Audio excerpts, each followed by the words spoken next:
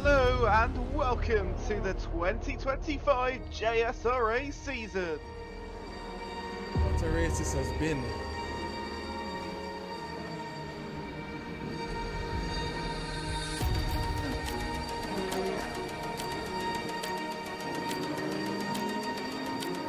But there is Dominic Charles now sitting in the slipstream of the Australian, maybe trying to see if he can force a mistake. Oh, what a move by Moss on the outside of Jaden Harrison. Olem Kimani as the fans are out and about.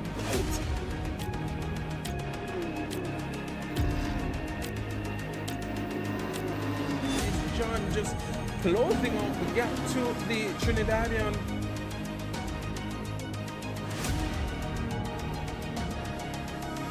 3, 2, 1, go. Fast, sharp right. Fast, sharp right. Sharp right. Sharp right. Listen. Sabine.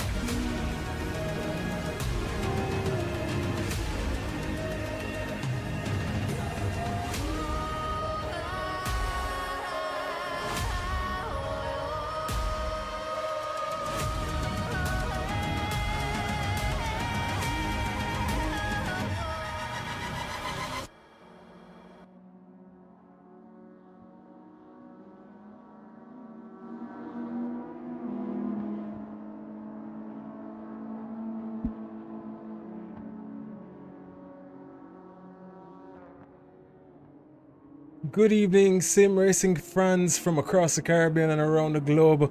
Welcome to round 7 of the Caribbean Touring Car Championship, the final sprint tour of tour number 7, live from the legendary Mid-Ohio Sports Car Course. I'm Stephen Stewart, joined in the commentary booth by the ever sharp Mr. Marc Rioux. And tonight we're tackling a classic Mid-Ohio layout without that chicane. That means high-speed entries into the S's, a flowing rhythm through madness and absolutely no margin for error in the braking zones. Marc is alongside. Can you hear me, Marc? Yes, I can. Mr. Stephen, how are you, sir? Good evening. Man, it's been a torrid few weeks with the unfortunate seeing of the hacking of our servers. But I am just glad to be back. Won't dwell too much on that right now. But right now, just kind of just falling into place, hoping everything works out as we finally seem like we have a good running here. But yeah, we're here. Good to go. How are you? I'm doing fantastic, Mr. Stephen, and welcome to Mid-Ohio, which is just a fantastic little course out in basically the middle of nowhere, Ohio in America, halfway between Cleveland and Columbus. This lovely racetrack takes you around 13 turns, a bunch of elevation and some long straights as well for overtaking opportunities. This track has a boatload of action, which by the way, in these cars, these Caribbean touring cars, are fantastic to drive, and I'm looking forward to some great action tonight, Stephen. Absolutely. This track is almost like a roller coaster. It's all about car control and commitment. So we are going to see some drivers returning and new places, as a matter of fact, needing to nail their apexes lap after lap, especially with overtaking opportunities right there by turn 2 at the key pole hairpin. Hairpin. Right by Thunder Valley as well, and the final carousel corner. Yeah, and of course you can't forget about China Beach at the end of turn 4 on the very, very long straight, and that is where kind of that roller coaster begins. If you go too quick into the corner, you're gonna be headed off into that just seeming desert of what's called China Beach there, that sand trap. So none of those drivers want to get caught out today in a battle out at China Beach, Stephen. Absolutely. And Marc, we have about 30 seconds remaining. We've had to reset the server a couple times. The fastest time so far has been a 1:27.6, was it? I could be wrong. I know it was in the 27s. Well, there was 127s going on right before the server restarts, so yes, I think we will be seeing those low 127s, although currently after the server restarts I'm not seeing them yet. and maybe that's just my side showing it incorrectly, but I'm seeing a 1:28.150 now on the new server. So yeah, we are absolutely going to see some fantastic laps tonight. The likes of Jaden Harrison looking to clinch the championship, and of course we have Estefano Barrera back again, amongst several other drivers, Dominic Charles and so on. We would love to see what happens tonight. Do we see a clinch of the crown, Stephen, in these two sprint races? Well, we have two sprint, as I said, as you rightly said, we have two sprint races now, then one endurance race with 1.5 times points. So maybe there might be clinching based on the points. I think, no, as a matter of fact, I don't think Jaden can clinch it after the final, after the last round. So it is still up for grabs between himself and Rioux Robinson. So this is going to be an interesting fight, absolutely. Absolutely. Well, I guess it really depends where Rioux going to finish. And but, Dominic Charles, yeah. sorry to cut you, but yeah, looking through at the points as well, Dominic Charles is very much so up for grabs in this final for the top step of the championship. So also somebody to look out for. Especially reminded that we do have one drop race. So that drop race should lend to some very interesting racing here, especially as they tap the last 2 rounds. Well, I'm very excited, Stephen. We're just finishing up practice now. We're about to head into qualifying, which maybe you would like to explain the format for, because we have been using it a couple of times now, and we're using it today once again. Has to do with the bronze and silver split in class of drivers. Absolutely, and as you mentioned, this is nothing new. However, we are running a split qualifying session here this evening, and that's going to be very fun, if I do say so myself. The first, it will be 21 minutes on the clock, but with the refreshing of the server, we now have the ability for a red flag for qualifying to begin once the server begins, and we should be seeing it on the screen once qualifying begins. But we should have a red flag that stops or prohibits all drivers from entering the track. That first minute will be for the bronze class drivers to prepare their tires, prepare their setups, prepare their cars, and prepare their minds. Maybe run and use the bathroom quickly as well. They'll be lining up at the pit exit and preparing to go running. The first 10 minutes, once with 20 minutes on the clock, the first 10 minutes will be for the bronze class drivers. The last 10 will be for the silver class. So it will be a shootout between the two classes. We have roughly about 7 drivers in bronze and the balance in silver. Sorry, 6. I'll do my maths in a moment's time. But yeah, this should be a very interesting qualifying to come, especially because unfortunately with the dramas of last week, we will unfortunately not be running any ballast outside of the BMW. So we'll definitely look forward to seeing. It will be even grounds for the first race at least, followed by the second race, which will have its own requisite ballast system based on the results from race 1. And the reason the BMWs don't or they do have ballast, and I believe you said it was 30 kilograms in the driver briefing, that is because the BMW were just so overpowered. It had to be knocked down a couple of pegs. So anyone driving that BMW, well, you're driving a great car, and I should say it is a fantastic one to drive. I've tried it out myself. However, it is far too much above the other cars that we got, so it's knocked down the kind of balance of performance it's a little bit, and that is why. Absolutely. And Mark, just excuse me for 2 seconds.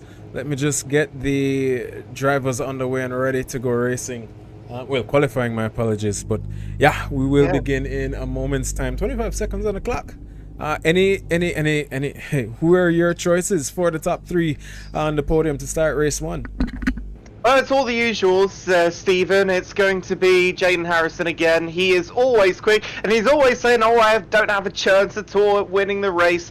You know, I was asking him when I came here, like, "Oh, Jaden, you're going to clinch the championship?" He said, "Not a chance." He's always pessimistic about it, but no, I think he really will have yet another shot again. And of course, we cannot forget Estefano Barrera from Nova Racing Store. He is going to be mega quick once again as well. So It's always the usual quick drivers, but might we see anyone come on the scene that we haven't seen in a little while? Oswin Wilson is back today, so it'll be interesting to see where he stands. And of course, we have the likes of Dominic Charles, Luis Daniel Velez, who's been up at the top before, and of course, Michael Thompson as well. Lots of other drivers that may have a shot at spicing things up a bit. As I believe qualifying is getting underway, Stephen. I am loading in now. Presumably, we are in qualifying now. Oh, and everything is frozen, so perhaps not. Someone went out onto the circuit and then froze there. Oh, now people are going. Can you still hear me, Stephen? Oh, and now I appear to be disconnected. Not really sure why. My internet working?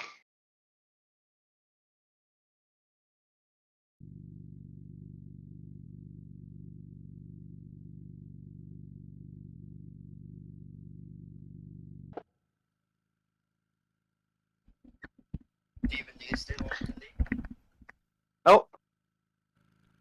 I don't know if the stream can still hear us, but it looks like there was an issue with the server, folks. Getting to the start of qualifying now, so we are. Don't worry, we are still on the air. I do see everyone, and by the way, we will welcome on people in a moment that are in the stream chat. But it appears we have not officially started qualifying yet, and Stephen is probably working on it. I'm loading back in just to see if perhaps maybe the server has reset or not.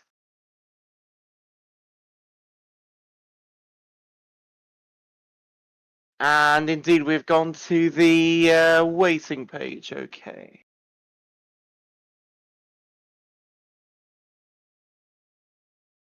Hello, Stephen. Are you there? Oh, I'm back in. Good.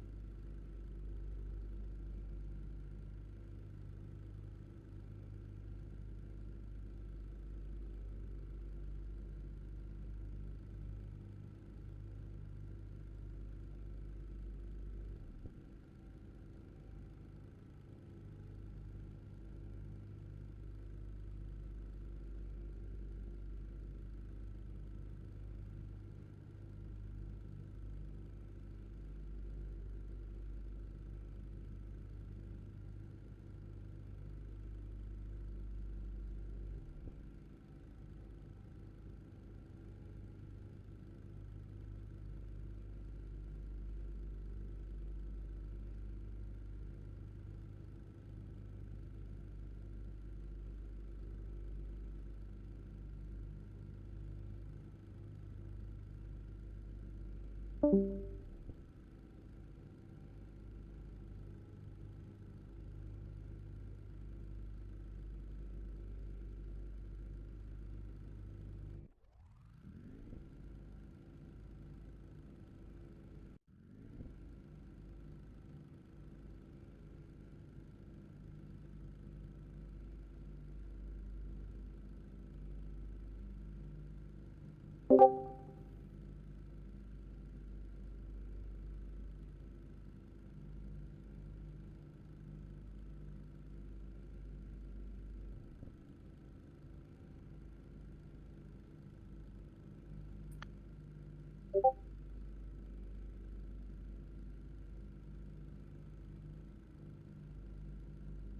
I back on, Stephen?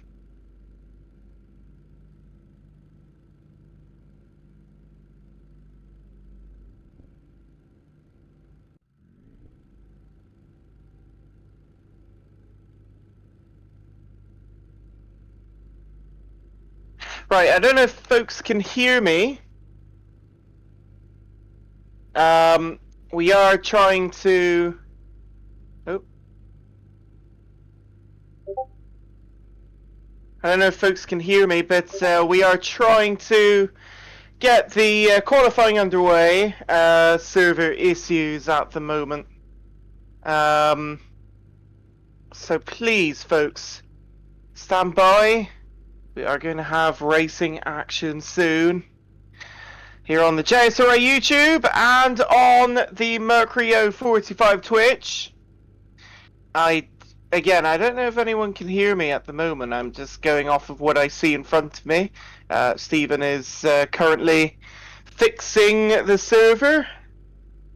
So yeah, as far as I can tell, I don't think anyone can hear me. The server? Oh, actually, no, I just unmuted my iPad, and yes, you folks can hear me. Okay, good. I wasn't really sure, because I was looking at it was still on the waiting screen, so I wasn't sure. Right, okay, in that case then, once again, welcome on in everyone to Mid-Ohio. This is, again, round 7 of the JSRA, that's Jamaican Sim Racing Association Caribbean Touring Car Championship. It is Mid-Ohio sports car course, so it's halfway between Columbus and Cleveland, Ohio, in the little town of Lexington. Not Lexington, Kentucky, but Lexington, Ohio. So that is what we'll be racing at tonight. They actually just had the IMSA Michelin Pilot Challenge raced there very recently. IndyCar also has racing there. Actually, I think they had, what was it, their USF 2000 Junior Series, or whatever it's called. They had that recently at the same time. So this is, again, the start of the series, Caribbean Touring Car Championship. Once again, we'll give you the layout of the land for the race course. So Mid-Ohio, it is a, sorry, just give me 1 second. It is a 13 corner, and this on the course without the chicane, by the way, included. Without the bus stop before turn 2 there. So it is 2.258 miles, that's 3.634 kilometers. The race lap record is by Will Power in the 2016 IndyCar season. That was 1:05.260. Very, very quick. Although these cars tonight, they'll be going much, much slower. But we'll see if we can get some quick lap times around this circuit. I was seeing minute 27s thereabouts, so that's putting you in the range of kind of Group 6 Formula Atlantic sort of race laps time. Actually, that was with the chicane, so you know what, it's actually more thereabouts a GT2 time. So, or at least round about their race lap record. Little bit slower than a NASCAR Xfinity car. So that might put you in perspective a little bit about the lap time. Obviously, the landmarks on the track is China Beach, right at turn 4, turn 5, kind of where the roller coaster begins, headed into the S's, 6, 7, and 8, and then down to Thunder Valley, which is 9, down to 10, and then, of course, 12 and 13 is the carousel. One of many tracks on the calendar that have a carousel. Obviously, we just raced at Road America, and they have a carousel as well. Yeah, this course, though, it's one of the final, or the final turn on the circuit. So a little bit different. That's also where the pit lane entry is as well, midway through that carousel. So you don't want to be messing up that corner too much. I was going very wide there in my practicing earlier tonight. So see if people can keep it hooked to the inside near the curbing. And then, of course, the finish line right after that. Our start line will be just after turn 3, and that's where they have it in real life as well. So it'll be after the keyhole. There's a long straight there, and it's right to that little kink. That's turn 3. That's where the start line, the official start line, is for the race.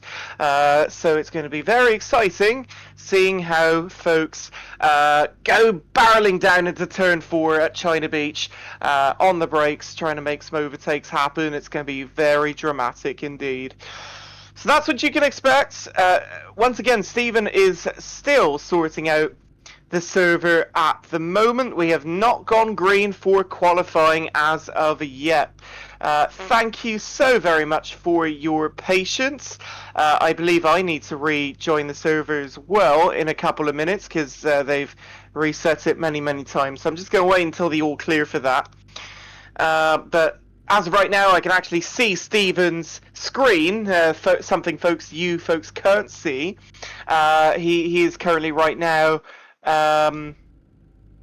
trying to set it up as we speak on GT Panama's servers. Thank you once again so much for GT Panama for helping us out in these endeavors. Obviously, very unfortunate events with the server hack. Their servers located in Philadelphia got hacked last week, or just before last week's race. What was supposed to be a week ago today had to be postponed, and thankfully we have started fresh and got everything running again. So thank you so much for GT Panama for working with us on that. We very much appreciate it. Mark, I am so sorry for that. I think Stephen is back and getting ready to go. Stephen, are we ready for qualifying? Oh my gosh, so much drama. What one incident can do and cause, but yes, we are back and we're ready. It is now green light and the drivers are allowed to go. AJ Martin making his debut here in the bronze class for the JSRA. I have some news about that, Stephen. So AJ Martin is one of the folks from my community, the Mercury 45 community, and his name over there on Twitch is called Bird McRandom. So Bird McRandom, aka AJ Martin, that is joining from my community today for the first time. Huge shout out to AJ. Looking forward. We saw him talking in the Discord chat for a little bit, so I know he's keen to get racing. I know, unfortunately, with this whole drama here to start, it might not be the best first impression, but yeah, that being said, looking forward to having him here at the JSRA. It's a huge shout out to Marc Rioux 45. I was tuning into your LMU debut there last Friday, was it? Yeah, that's correct. Was it Friday? Well, my last day off, yeah. So it was, I think it was last Friday. It was right before the 24 hours of Le Mans, which just happened. So, yes, I tried that out for the first time, and I'm looking to eventually join you folks as well when I get the chance for that LMU endeavor. Well, honestly, I'm looking forward to even joining myself. But that being said, yeah, it was epic and glad to have you because our LMU community is slowly growing and we are about to hit the 15 to 20 driver mark, and I am looking forward to that in the very near future. But yeah, that being said, Mark, I guess you can take us for a lap around following your driver, Mr. AJ Martin. Absolutely, and it's great to have him. He's in the Lancer, which is an interesting choice. So he comes out to turn 1, that's the left-hand corner to start off with. No chicane here, it's the no chicane variant on the straight afterwards. Then you head into turn 2, which is the big long hairpin corner, and then after that you make your way down the long straight past where the start-finish line is going to be now. That's turn 3, he's passing it right there, that's where the start flag is. Down to turn 4, and that's what's called China Beach, because right ahead of you, if you go off this hill right there, you would be off into the very large sand trap, and you do not want to do that whatsoever. You go around the little kind of what we like to call roller coaster section of corners, otherwise known as the S's, 6, 7 and 8 now, as you can see, lots of sweeping elevation changes, and then you got this little right hand hook right there at turn 9, which enters you into what's called Thunder Valley.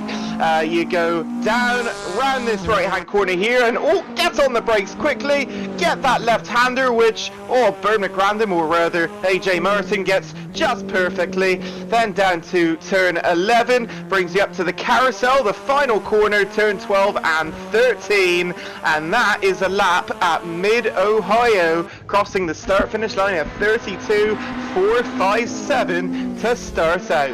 And right behind him was Kadeem Mohammed. So we've seen him playing fiddle with the top runners in the silver class, so clearly he himself has found himself enjoying his sessions here at the JSRE. I'm sure he cannot wait to get himself out of the bronze class. As you know, it's not because of his skill level, it's just because of the classification of the license system and the progression system. So he himself has been in the top 5 for the past 3 or 4 races. So Kadeem Mohammed, the Bayesian driver, will be hunting down the top step, 128.5 being his time so far. And he's catching AJ Martin ever so quickly, a full 4 seconds clear. Obviously AJ Martin, this is his first ever time really in a league race at Mid-Ohio. He kind of just started getting on Assetto Corsa when I finished my Mercurio 45 Cup series, which was around about a couple of years ago now, or around a year and a half ago. So he's gotten into it, he's gotten quicker, he's enjoying mods and stuff, and so he is now looking to put his skills to the test. He'll get quicker throughout the night for sure. I'm really excited, Stephen. And also I saw notes about Shoshone Falloon there. What's going on with him? I'm not sure if it's a case where he ended up pressing the back to pits button, because as you know, you are not allowed to press back to pits during qualifying or you will be disqualified. It was mentioned quite a few times in the briefing. I know I saw him on track, so not sure what had happened there, but that's my I saw only he was assumption. disqualified from the session. That could be the reason. I do not know though. Unfortunate for Shoshone Falloon. He will still be in the race, but he'll be at the back of the grid if that is to be the case, and mindless of class. So it doesn't matter whether you're bronze or silver. The starting order is as you run with your lap time. So if you have no lap time, you're at the back of the grid by default. Kadeem Mohammed coming down. It's only 2 drivers out on track right now, Stephen, is that correct? Is this only the only cars we have? Looking through, yes. Wow. Yeah, everybody seems to be silver class. The only person who is missing is Ruben Espinosa, but his English is not the best, so I'm not sure if that's what's causing his error in his qualifying session. We'll try and reach out to him now and get him on track. He only has a couple of minutes to get out now, otherwise he simply won't be able to get out in the session. But maybe that is his choice, or maybe it's a language barrier, who knows. But this might be good for AJ Martin actually. He gets a full track clear ahead of him. Same with Kadeem Mohammed as well. That's not going to be the case for the silver drivers. And also, must make a note about turn 1 as well. You see that curbing there that Kadeem Mohammed just went through? You're not allowed to put more than 2 tyres over that curbing, separating the pit lane exit and the racetrack. If you do, that will be a harsh penalty, I was told in the driver's briefing. I think Stephen's notifying Ruben Espinosa he can go out on track, and I think he is now. Is he?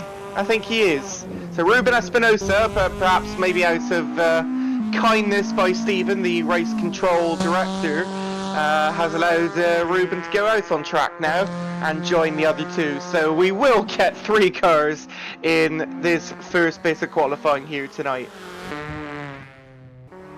And round he goes, turn 4 now. I don't have direction of the cameras, this is simply up to Stephen there, but everyone's sort of going in order. You have AJ Martin, Kadeem Mohammed, and then much further behind that is Ruben Espinosa, who joined quite late into the session. Oh, and off goes AJ Martin, and he's going round, and that is going to suck for him because he will have even less time now to put in a quicker lap. 31.326 is what he has right now at this time. Kadeem Mohammed, a 28.295 as he crosses the line. Well, there's still 2 minutes to go. Once you pass 10 minutes, the qualifying session is over. You can finish up your lap, but you are not allowed to start a new one, and then you must head back to the pits manually. Then the silver class drivers will be joining directly at 10 minutes to go.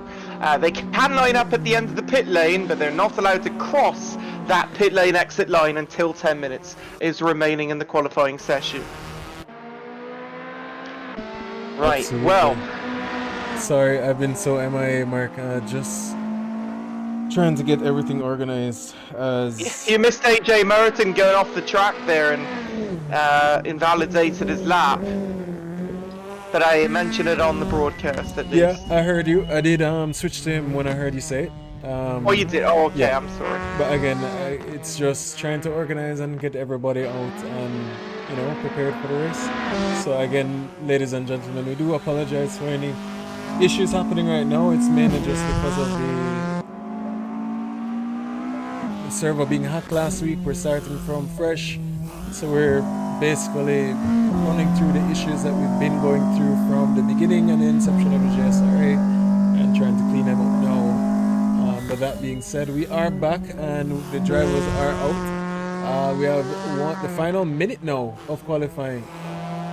Final 37 seconds even, and so that means here AJ Merton is going to get one more lap here, and then right behind we're also going to get Ruben Espinosa, who hasn't gotten a lap out either at the current moment. So what can we see from these drivers before we get the rest of the field out? Again, they have the whole track to themselves. They have a lot of room to get up there. Again, it is 2 sprint races, and I believe, is it reverse grid for the second race, Stephen? Absolutely. The top 10 from race 1 will be reversed. And with 3 seconds remaining, sorry Mark, but the silver class drivers will be heading out now one by one, starting with Luis Daniel Velez. But while they begin their outlap, we'll continue to ride along board with Kadeem Mohammed, who is 2/10 down in sector 1, so not looking absolutely rapid, but still has a good time so far with a 128.216. We've seen him in the top 3 beginning, so we'll look to see what he can do here this evening. So this is the last opportunity for these bronze class drivers to cross the line and get a valid lap in. After this, it is over, and so let's see what can happen here. Well, Kadeem is out, so Kadeem is officially out. The next driver up is Mr. AJ Martin, who's almost 4 seconds down in sector 2, so not going to happen, I don't believe. He's coming through the carousel now, but he is doing a 1:31.326. Remember, it's his first ever effort through the final corner. Let's see what he can get at least on his own, and it's a 32.201, so no improvement. And Ruben Espinosa now across the line. He does get a valid lap in at 31.381, so Merton qualifies ahead of at least one driver in his first ever qualifying, Stephen. Absolutely, and that's absolutely epic too, if we're being honest, because Sashawn Falloon as well will not be able to qualify now that the bronze class has ended. So 1 by default, 1 by or on merit. And huge shout out there to AJ Martin, and looking forward to seeing what he can do here as we continue off this qualifying session. Just as you were saying that though, he did teleport back to the pits after his final lap. Did he have to drive back to the pits, or was he allowed to teleport now that his qualifying session is over? No, he's quite fine. It's not. There's no it's issues. just real penalty. Right. Okay. So the only thing is he will not be able to drive back out. But we do implore them just to get the silver class drivers without any issues to get them back as quickly as possible. We just suggest that they do press the back to pits button, but it's not mandatory. Oh, okay. Oh, so nothing happens. It's okay. Okay. Right. Right. Because he won't be. I just wanted to clarify because it shows it up on screen, and you don't want people to be confused about that. As Ruben Espinosa now is going off, he's letting the silvers go through. Yeah, he could teleport back if he wants. He just wants to drive back, which is fine. Let's get to some silver class drivers then, Stephen. The first one to cross the line then. There should be someone coming up right now. It's not on my screen yet, so I do apologise. Someone's going to cross the line here. Who's that? Number 10. Oh, they're just starting a lap, Keller. excuse me. Right, no, Yeah, well, Roger Keller is starting his first official lap or first hot lap. So I guess we'll ride along board with him and see where he can place his car in the beginning stages. But Jaden immediately goes in P2, followed by Dominic Charles, Daniel Velez, Riley Curtis in P5. Oh, off. Someone off behind. I didn't see who that was. That looks a little bit interesting. Was that DeVille Perk, maybe? I'm not sure. They went off at the right next to the start-finish line, because that is a tricky corner, turn 13, because it's off balance headed into it, Stephen, and then you got to hold it right on the curb past the start-finish line. It's kind of tricky. Absolutely.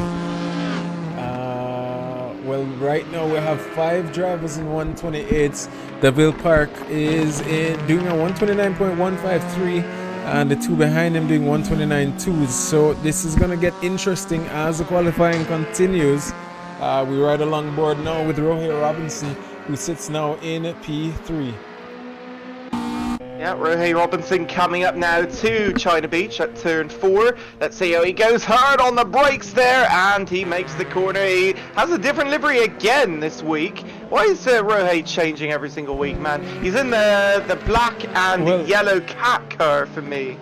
Well, no, unfortunately he hasn't changed all season. He's been in the consistent JSRA team livery, but again, because he forgot to re-register for the new servo, he did not get to choose his livery. So unfortunate for him there. So he will be back in his livery for next week. So it's not on his own fault, unfortunately. But yeah, we'll get back to that Okay. for next week. Fair enough. But that being said, Dominic Charles does take pole with the first 127.739. Jaden Harrison right behind with a 127.821. Daniel Velez only 2/10 off. Kurt Musk not too far off either. And yeah, Kurt Moss now to P4, and we had Robinson now back to P6. DeVille Park is in P7 at the moment. Remember, we don't have this ballast playing a role here for most of these cars. So this is going to be an all-out fight for P1 here, provisional pole, going into this first sprint race. And so that's why we have the likes of Dominic Charles up at the top, a 10th clear. It might get even closer as we head to these final minutes, and Luis Daniel Velez third.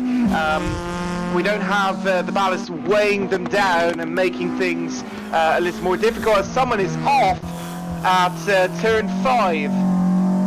And who is that? Was that Oswin Wilson? No, it wasn't. No. Who was that? And it just started going again. It was P15 on my thing. Rodrigo Wild, I think that was. Rodrigo Center Wild went off. Thankfully, he avoided any further incident there. It's gotten going again. Also, Ruben Espinosa, he can teleport back to the pits. He's just gone into the tyre barrier. So he doesn't have to sit there. He can teleport back. I'm not really sure why he's doing that. Not entirely sure myself either. We've had so many incidents over the past few moments. Right now I'm just trying to keep it limited to what I can manage and what I can control. There's always something going on. Let's see Estefano Barrera crossing the line now. He has not improved anything yet. He's a 1:30.026. This looks pretty bad for Barrera early on in this qualifying. Well, not even early on. It's late now into this qualifying, Stephen. You would think that by now he'd be up in the top 5. What's crazy is that Bill Park, who did set a pole position about in Sonoma, was it? Now sits up in P4, so he's finding pace here clearly and looking quite comfortable and ready for the action here this evening. But as you said, Estefano, he is one who we are used to seeing in the top split, is in the top 5 in the championship as well. Did miss the last points with the double points, so you know he needs to capitalize this evening. But that being said, Dominic Charles is right now rapid in Sector 1 with a purple Sector 1 and does improve in Sector 2 as we ride along board. He crosses the line 1:27.458. Dominic Charles with a fantastic lap right there. Luis Daniel Velez goes to 4th fastest as he crossed the line. And coming up now is Kurt Moss to the line, and he will not improve on his lap time. So that's how things look at the moment. Charles Robinson, then Jaden Harrison now 3rd, and Daniel Velez in 4th place at the moment. Bill Park 5th. 2 minutes to go.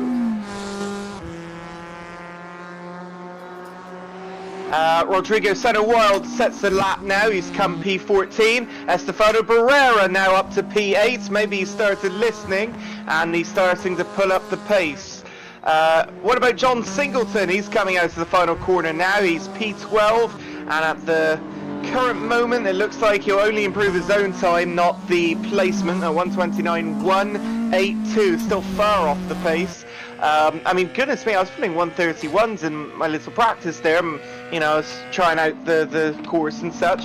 That put me right towards the end, actually, in my limited practice. Let's see if everyone can go quicker than me, at least, the commentator. Roger Keller now up to P8, Stephen.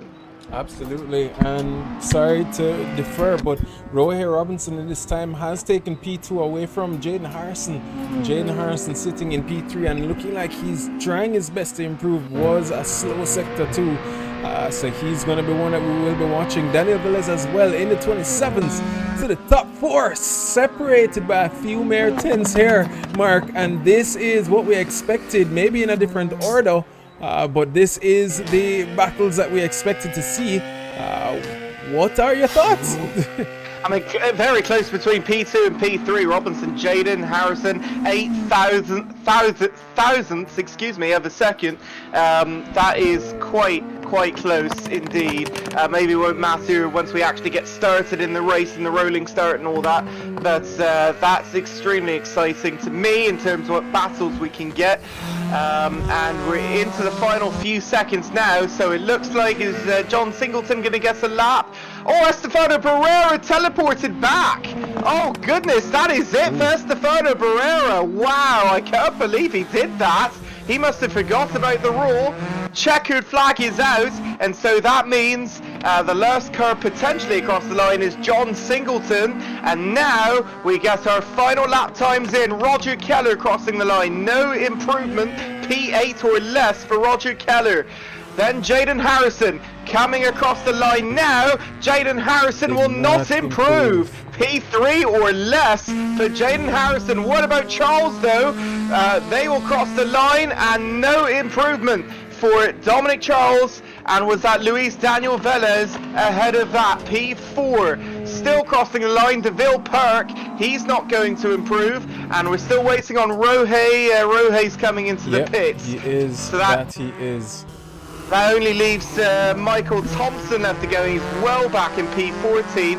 Michael Thompson getting going. Is he going across the line? He is. Is he on for an improvement though? I don't think so. He's not.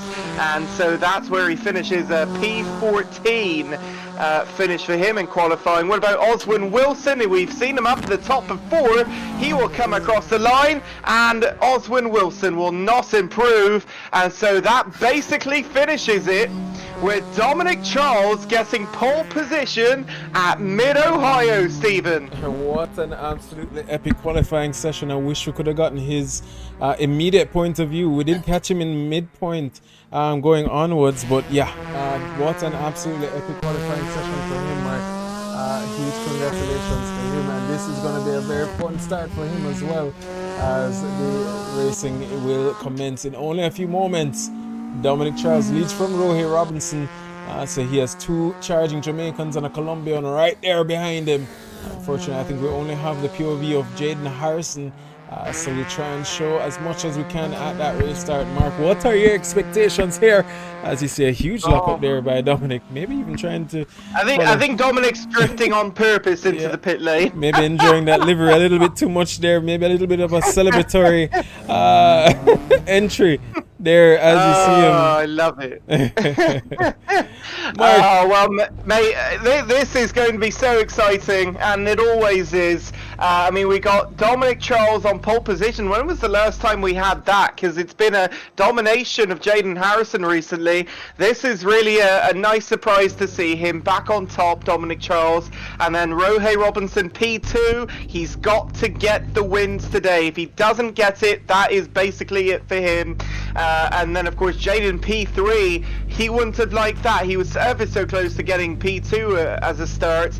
And, well, he's trying to lock things up in the championship. I don't know if Harrison will be worried or if this is happy time for him being up with him. I don't know. What are your thoughts, Stephen? Well, Dominic Charles in a very good position right now to throw the order, but we've seen him and Jaden find himself into quite a few battles, especially at the beginning. Rioux Robinson, being the buffer between the two, has found some pace, so that's going to be interesting. But Mark, we've seen it in the past. Estefano Barrera has had some poor qualifying sessions, and his race pace is where you find his action coming into play. So I am very, if I do say so myself, excited to seeing what he can bring here in the next few moments, because we've seen him jump up the running order in so numerous occasions. So I am definitely looking forward to seeing what will come through. This might be one of the worst finishes in qualifying I've seen from Estefano Barrera. I mean, P9 nearly out of the top 10. He does come up the leaderboard quite easily, but the question is, how will he be able to do it in this first sprint race? Or maybe he did this deliberately for the, maybe pole position for race number 2. Who knows? But I thought Barrera would be better. Yeah, I doubt that with the half points in second race. I would say capitalize on race 1, get as many points, and see where you can come in the second race. We've seen him do it in the past. With him, I've seen him qualify as low as P10 in this championship. So again, it's just about watching to see what he can do in the beginning stages. I think just maybe a lack of practice, didn't get enough, and that's where you're gonna see him jump through the pack. So that being said, Mark, this is prediction time. Who are you calling for the victor of this race here this evening? Oh, well, you know what? I think Rioux going to spice things up. I think he has a chance. Jaden didn't seem overly confident when I was talking to him. Maybe Rioux will get it done. We've seen it before, and he's in position. He just has to keep it clean. Well, let's see what happens. Could really be any of them. I'm going to go Rioux. We have seen some team orders in the past. Will that be a possibility here this evening? I am very excited to see, especially if one shows that they have more pace than the other. Only time will tell. But right now, my vote is going towards the Trinidadian, because he missed out last week's race, and I'm sure we'll be trying to capitalize on his points. Not last week, sorry, the last endurance race at Road America. So I'm sure he himself will be trying his best to see where he can capitalize and gain back some points. So yeah, all right. And let's very quickly go over, should we go over the final time, Stephen, from qualifying? Absolutely. We are going to be doing a rolling start, which I guess I'll be leading from. Yes, So yeah. you will be this time. Yeah, and I'll be going back to pits once the thing starts. So, All right. So I'll be leading the pack away. So I'll be back in a and I'll get moment's these time. qualifying Please do. times underway.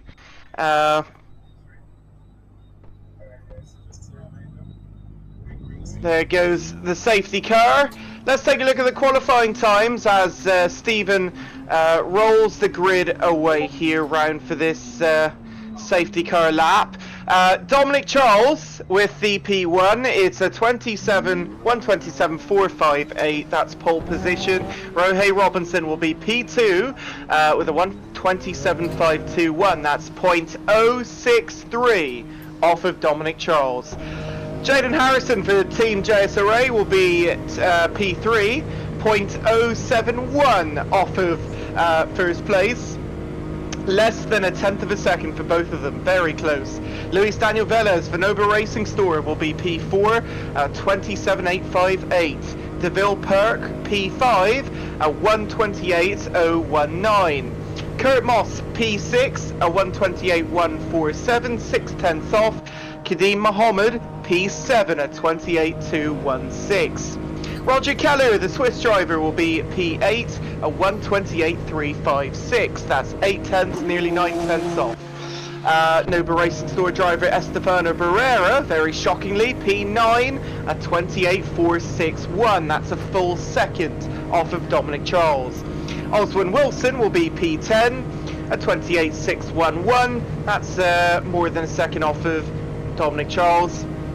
John Singleton will be in P11 or 128.656.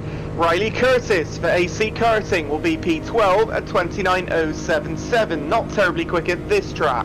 Rodrigo Center Wild is back once again, the Chilean driver, at 29.777. Michael Thompson will be P14 at 29.839. AJ Merton, the new American driver, that's Mr. Bird McRandom from the Mercury 045 community. That's a 131.326, 3.8 seconds off. Ruben Espinosa will be P16 to round out the field, a 131.381, and Shoshone Falloon with the disqualification will be starting at the rear end, P17, no official lap time. So starting from the rear of the grid because of the disqualification. That is your grid setting for today's first sprint race of two, mind you. 20 minutes, these two sprint races, and we'll have a race two of another 20 minutes, which will be in reverse grid order from the top 10.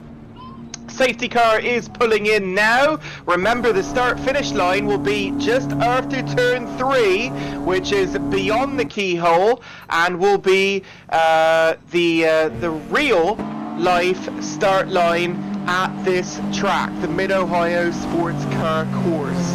So they're still in double file, even though we had gone past the official finish line. We have to go still round this corner up here, turn 2, and then down towards turn 3, the little kink there. That will be where we officially start this race here at Mid-Ohio today for the CTCC. Stand by for action. It's the Caribbean Touring Car Championship, round number 7, Tour 2, the second to final race of this season's CTCC at the JSRA. Dominic Charles leading the field to green here. Get ready, and green flag, away we go. Underway at Mid-Ohio. Oswin Wilson will get a drive-through for jumping the start. And down we go to turn 4 at China Beach. Here as we get underway here. Braking into the corner. Everything is looking okay. Whoa, late on the brakes there is Rioux Robinson. He keeps it together, nearly collects. I think that was Luis Daniel Velez that goes for the pass right now. And he does get it. Shoshone Falloon is going to get a drive-through for jumping the start. No one is off the track. Everything is clean. And look at the battles with Estefano Pereira. Oh, very close to the back was, I believe that was Ruben Espinosa there. And off going AJ Merton gets back on the track at the rear of the field. And thankfully keeps it together. Round they go, turn 12 now and 13 to officially finish the first lap, as technically the time started when they crossed that finish line, even though it was before the actual start of the race. Across they go, it's Dominic Charles, Jaden Harrison now second, Luis Daniel Velez in third. That's where we stand right now, here at the beginning of this race, and drivers start to settle in. Mark, what? Well, let me start. Brilliant start first of all for Jaden Harrison moving up and Daniel Velez moving up 2 quick positions. And that's a big incident, looking like a safety car. Big incident behind it's Michael Thompson and Estefano Pereira. And Pereira now down to P14. He cuts across the grass and thankfully doesn't get in the way. I don't know if that's going to cause some extra penalty, but Michael Thompson involved with that. We'll have to look on replay and see what happens.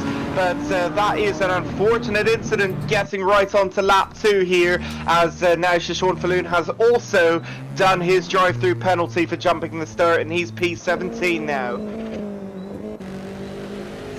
And are we calling virtual safety car, Stephen? Yes, I think sir, we are. Everyone has slowed down. Virtual safety car has been called. Dominic Charles is slowing up, everyone else is packing up together, and a virtual safety car for that incident. I don't know if we had 3 cars involved though, Stephen. It looked like it was only 2, but nonetheless it was called. And that's going to shorten this race up significantly now, as now Jaden Harrison has just gone on ahead. What is going on with that? Jaden Harrison is pulling ahead of the rest of the field. I'm not entirely sure why. We're going to have to ask Stephen about that when we come on back. Ruben Espinosa, I think, just hit the wall and came back on, or maybe that was just, I don't know, maybe that was just netcode, but now he's headed into the pits, Jaden Harrison, so this is certainly an interesting thing here. So are we going to go for restarts at the finish line or the start line? Let's see what happens here. And it looks like away we go. Back under green. Jaden Harrison taking his drive through, but for what penalty is the question. We're going to have to find out. Jaden Harrison dropping through the order due to that. And away we go, back racing again at Mid-Ohio after that incident. Right, so we are back, Mark, and just a little bit of drama there at the back of the pack. Jaden Harrison did overtake just so he could take the penalty, but rejoined at the back of the pack in a safe manner, or as safe of a manner. So he drops a few positions. To be honest, not sure what penalty he got. I didn't see it myself, but he did ask. So it seems as if he got a drive-through maybe for a jump start. Could be. That's the only well, reason AJ for a Merton drive-through, also so. got a drive-through penalty, and he went through and served that as well. Who's I that? have no idea for either driver why they got a penalty on real penalty. Well, if they got a penalty, it means they were speeding at the beginning of the race. That would be given by a real penalty. So that's just driver error more than anything else. But we'll definitely see what can be done in the future. But that being said, racing has begun, and Jaden is already on the back end of Michael Thompson, making that move to move up from P15 to P14. So this is going to be fun for him. Unfortunate, but still. Oh, he's going to love this. Absolutely, especially with his, unfortunately with his championship bid. He might not be the most exciting. It's horrible for him, yeah. But absolutely. He's going to be falling out to the point. Well, he's out to the points at the moment. And regardless of where he finishes, if it's anywhere less than like second place, really, he is completely out of this. And this is going to fall into the hands of Estefano Pereira and Rioux Robinson, Luis Daniel Velez, Dominic Charles. Like, they are all going to capitalize on this. Estefano is only one car in front of him, so Estefano not making the inroads in the track that he would have wanted, I'm guessing, but Dominic Charles and Rioux Robinson and Daniel Velez especially will be enjoying this moment to try and break away from the pack. But that being said, if you look in your bottom right corner, ladies and gentlemen, that is Jaden's point of view, so we can watch him as we watch the top of the field as Rioux Robinson sits there in the slipstream of Daniel Velez, looking to see where he can make a move, and Dominic Charles slowly pulling away there. I'm sure that's not what he would like. Well, I'm sure that's what he would like, but not what Rioux would like in these moments. Kurt Muss as well pulls up onto the rear end of that Hyundai Elantra, looking and smelling and sniffing the front end of that podium. But right in front of them as well, Estefano Barrera is in a train between himself, Kadeem Mohammed, and John Singleton. So Jaden Harrison pulls up right there to catch back up, and there he goes on the inside of Oswin Wilson. Slight bump. They move up out, coming out to the final corner. And Jaden Harrison moves up one more position. He now has Estefano in front of him. Oh, he's absolutely flying. He's a second or 2 seconds ahead of the field back here, so he's going to absolutely dominate these cars in the below P10. So when he catches up to this next train right up here, Estefano Barrera, that's when the challenge is going to start setting in, and he's going to have to try and find a way to get around them and back up into this race. He has 12 minutes plus a lap to do this, Stephen. And also I was noticing that everyone is locking up into turn 12. Not one driver managed to keep the rear left from locking up, headed into it. They're getting spicy out here, Stephen. Absolutely, because the battle between Estefano and Kadeem is now getting hot. Estefano clearly seeing the urgency to get past the Bajan driver, but the Bajan just putting that car where he needs to. And for 3 corners straight, side-by-side action, the 2 Toyota Corollas not giving an inch. But Kadeem looking like he is going to maintain. But it's easy switcheroo there for Estefano. Now looks on the inside. Kadeem can close the door, but is it too late now? Yes, No, it is. It is too late. It is too late because the wall is there. Kadeem Mohammed is fighting it, and 3 straight corners all the way through the S's. He managed to keep it, and Estefano Barrera still behind even at the end of this lap. P10 now. But guess what, Mark? Look in the bottom right of the screen. You see Jaden Harrison now looking on the inside of Estefano Barrera, and this will be his move now, and it's stuck, licked, stamped and sent, and Jaden Harrison moves up on his championship contender. Estefano Barrera now looks at Kadeem Mohammed, looks on the outside, and this will be his try now to get through. Will Estefano use him? Ooh. Oh, they're looking. Estefano doesn't have the angle, and a little touch by Jaden and Kadeem Mohammed there. Jaden Harrison using that slipstream. He's going through, and away goes Estefano as well as they cross the official start line up to China Beach. Down they go. Who's going to break late? Oh, and it's going to be a hit, and Estefano Barrera nearly goes round. Now it's 3 wide, and look at Jaden Harrison. Now he gets hit, and there's urgy-burgy going on here, Stephen. Look at this. This is rubbing his racing to another level, because there goes Jaden cutting in front of Kadeem again, and the 3 have become 2, becoming 3 again. And now that trio has brought John Singleton and Oswin Wilson. This train, now led by Jaden Harrison, will continue. 10 minutes remaining, Mark. Wowzers. Absolutely, and it's still going on with Jaden now ahead. Kadeem Mohammed second out of that pack, and now Estefano still P11. He is third out of that little, and actually Oswin Wilson's getting into the fight now too. So it is absolute carnage in the mid-pack right now of this race, as it looks like the top 2, 3, 4 positions, they're starting to, well actually they're still battling Luis Daniel Velez there. Robinson, looking and cannot get the angle, but beyond them, P4 to P5 is starting to thin out a bit now. So it is the big battle between Riley Curtis up at P7, now going all the way back to really P13, John Singleton, a big train.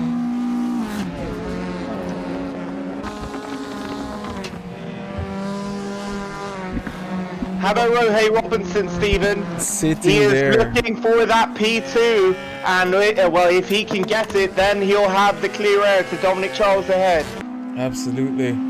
I feel like Velez is actually holding him up quite a bit, quite well actually. I think so as well, because again, it's just putting Kurt Moss right into contention as well.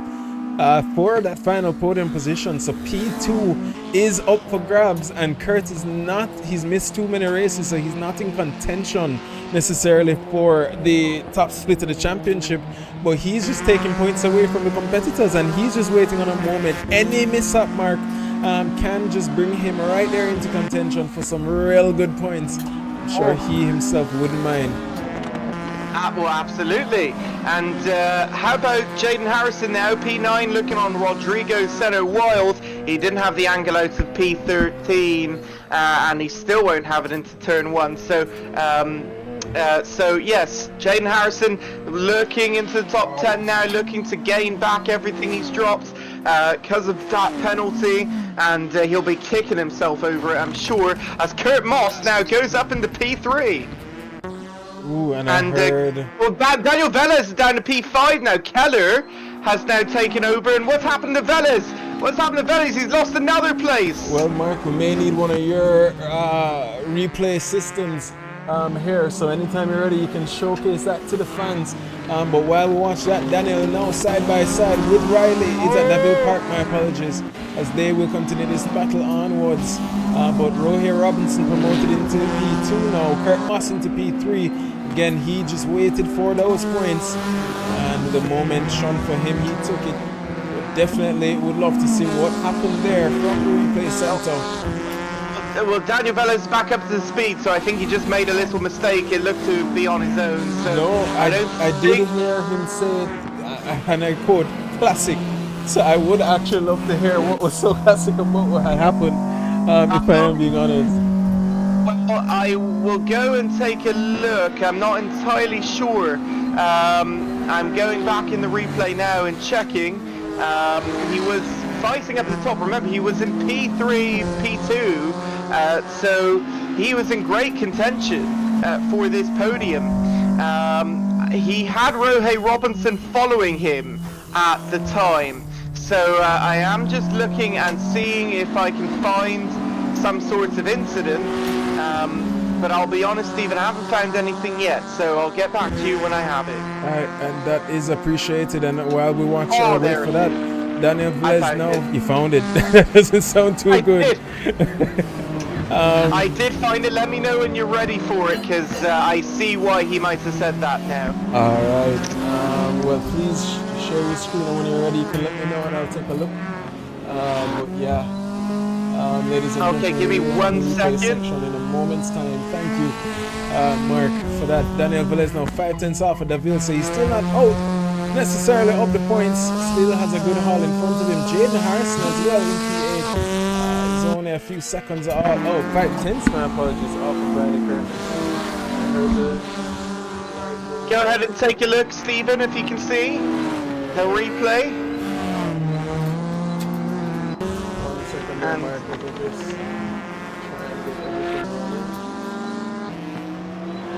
Sure, here I guess. Yeah, let me know when you're ready. Don't know whether I should show from maybe here, but so take a look. Rohe Robinson behind Luis Daniel Velez. This was coming up to turn 2. I'll show you in a sec.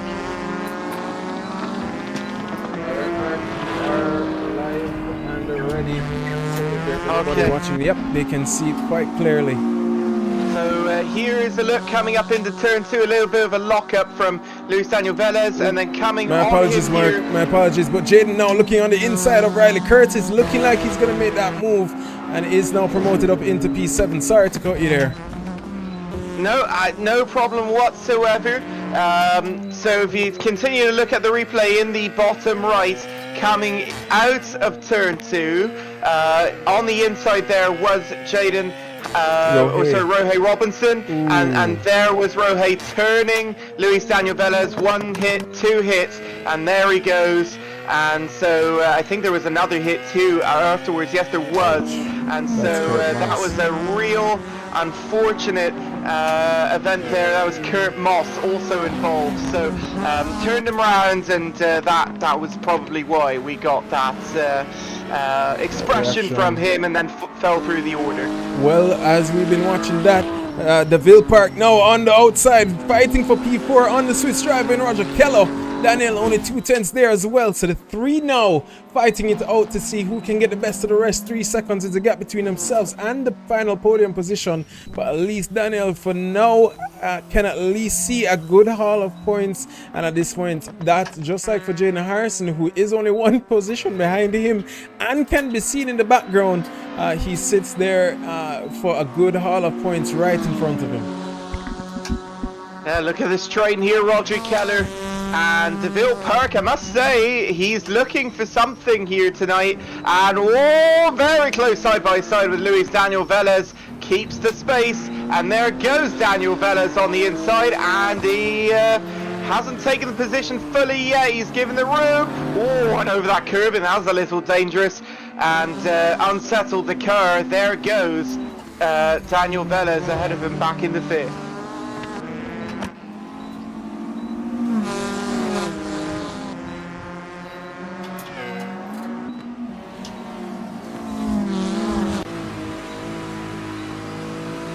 Okay, so P1 at the moment, Dominic Charles. P2 is Rohei Robinson, and P3 now crossing the line is Kurt Moss at the current moment. This is how things stand. Jaden Harrison just set the quickest lap of the race, or relief for him, 27.676. That was. Yeah, that was quickest lap for him of the race. Quickest sector 3. Of the race for Jaden Harrison now. P7 and up ahead. Whoa! Someone went really, really wide. I think that was Luis Daniel Velez again, messing up turn 2. And is that DeVille Park ahead? Just ahead. Riley Curtis is battling at the moment with him. And Estefana and Danny and Riley are having quite a drag race now as they came out of turn 2, and they're heading down now. Estefana looking like he's getting his move done, has the inside line. Will the inside become the outside for Riley? No, it will not. But that looks like a move done for the Colombian in front of him. Rogers as well, losing out to Mr. Daniel Velez and the road goes Luis Daniel Velez. Was it there, or was it Estefano Barrera? Excuse me, Estefano Barrera off the road, and through goes Riley Curtis, taking advantage of that position. Very smart of him to do so, and only a minute to go. This is where you absolutely cannot make any more mistakes. Absolutely, and guess who's right there on the back end of the Swiss driving Roger Keller, fighting for P6. Jaden Harrison. Very close. Is he off? Ooh, and Jaden gets taken off by the Swiss driver. Yes, and that was the whole chain reaction of events. And Jaden Harrison now, where he is slowing up at the turn 1 now, and through goes Riley Curtis, and Jaden Harrison's race will be pretty much over with that, or at least in the most part for the comeback. Whoa, what happened there? And that was dramatics at its best. Unfortunate there for Jaden, because he was making that move looking so swift. Roger Keller there loses out as well, but he looks like, well, we can't say for sure what exactly happened. We can go back to the replay, but right now Daniel Velez promoted into P4, DeVille Park right there on the back end in P5. Jaden looking on Riley Curtis, he's not gonna, is he gonna look? He is gonna look, because Riley Curtis went to the outside. He didn't shut the door out of turn, what was that, 5 or 6. So that was very, very close to an overtake, because he was well back after that incident, and then he pulled it on the straight, because Jaden is just so quick, and he's still on the back of Riley Curtis, as now I believe Dominic Charles is headed on to the final lap. White flag, Stephen. Absolutely, and the last lap has started. Sounds like some drama happened as well there on the back with John Singleton and not sure who else, but right behind Jaden and Riley is Estefano and Ozin Wilson, and that battle continues. But yes, you are right, Dominic Charles is on the final lap of the race, and this is his final run here, and looks quite dominant to say the least. DeVille Park 5/10, 4/10, but at the moment, but no, sorry, did upgrade up. But he's looking right there on Daniel Velez there in the rear view. We've seen him with pole position in the past. We've seen him make up some very late last moves. Will he be able to strike an attack here in the final few corners? DeVille Park on Daniel Velez. It looks like DeVille Park is not going to have it headed into turn 4. And look well, at that oh, run! he That's does a keep it. dive! Oh, that run was insane headed into that, but he wasn't able to get the overtake as once again Luis Daniel Velez pulls out ahead, keeps it, and now they're side by side again. This is just fantastic racing to the end as now Dominic Charles heads around turn 12 and 13 to the final corner, and Dominic Charles wins at Mid-Ohio in race 1. Rioux Robinson right there What behind. a race! And we'll get back to the action between them as Rioux passes in P2, Kurt Moss in P3, Daniel Velez the next one up, coming and does get to hold off from DeVille Park. What an absolute epic end to this race from Daniel Velez. Finishing ahead of DeVille Park by 0.7 of a second, I believe that was at the end. Oh wow. And then Jaden Harrison P6, Stephen. What a comeback on that. Well, P7. Oh, is it P7? Right, but still, again, unfortunate for him between himself and Roger Keller. I'm sure, based on what I saw, that looks like it's a possibility of a... Anyways, we won't say anything until we see what had happened exactly. So yeah, just excuse what I was just about to say, but yeah, unfortunate for Jaden there. It looked like a promising run. Unfortunate for him. But that being said, Dominic Charles does wrap up race 1 by quite a dominant showcase, if I do say so myself. Kurt Moss there sits in P3. They're drifting as usual. And Martin crossing the line for the first time. He completes the race, no DNF, P17 for AJ Martin in his first race in JSRA.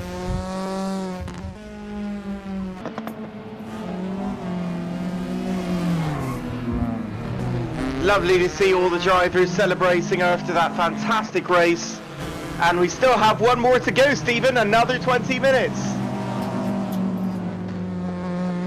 Oh, I think he's going to go rally the drivers. Yeah, I was listening on the chat. What were you saying?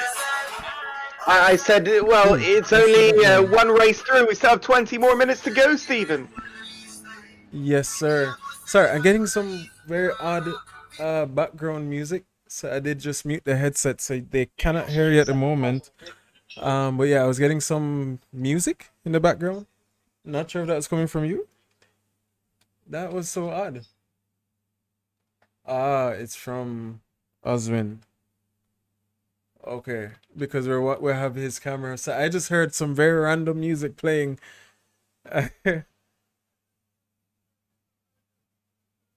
Yes, please.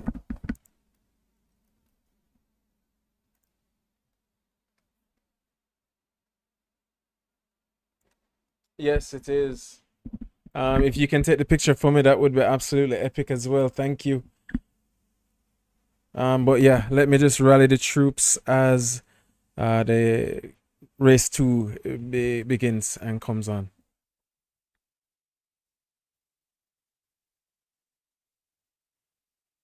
Announce to you the final results of race number 1 here at the Mid-Ohio Sports Car Course. P1 is Dominic Charles. He gets the pole position and the race win with a fantastic race. Dominant the whole way through. 24 minutes, 49 seconds, .216. P1, 15 laps. Rioux Robinson gets P2 in a big race for Rioux Robinson, looking to catch Jaden Harrison here at the end of the season. 24 minutes 54.794, so that's 5 seconds, .578 off of P1. Then Kurt Moss finishes P3, the final step of the podium, 11 seconds back. So 2 Jamaicans and the Trinidadian on the podium. Luis Daniel Velez will be P4 despite the incident, 17 seconds back. Then half a second behind that is DeVille Park in P5. A great finish for DeVille Park. P6 will go to Roger Keller. who finishes 21 seconds back. Jaden Harrison, a huge, shocking result, P7 with the drive-through penalty. He did make a huge comeback though, and that must be said and acknowledged because it was quite huge. But only P7 for him, 23 seconds back. That's going to be horrible for his points here. Sorry, I did just lose race number 1 results. I don't know if I can grab them back or not. My apologies, folks. I don't think I can. So that was most of the results we had. There is still some more. I do know that in the NP17 was AJ Merton, otherwise known as Bird McRandom. So he finished P17. Actually, I can get after 10th place, can't I? So I think it was John Singleton, 11. Riley Curtis was P12. Rodrigo Senna Wild was P13. Michael Thompson, P14. AJ Merton, that actually shows as P15 start. Ruben Espinosa, P16. And Shashawn Falloon, P17, rounding out the field. So that's what it says. I'm not sure if that's how they finished in the actual race or not, though. Interestingly, it still shows Dominic Charles starting P1, but that can't be right because he actually starts P10 on the reverse grid. How we do it for race 2, it's reverse grid start. So Dominic Charles, as a result of winning race 1, would start P10, and then whoever P10 was would start P1. So I don't know if that is something that maybe Stephen is hearing and is set up. I'm not sure.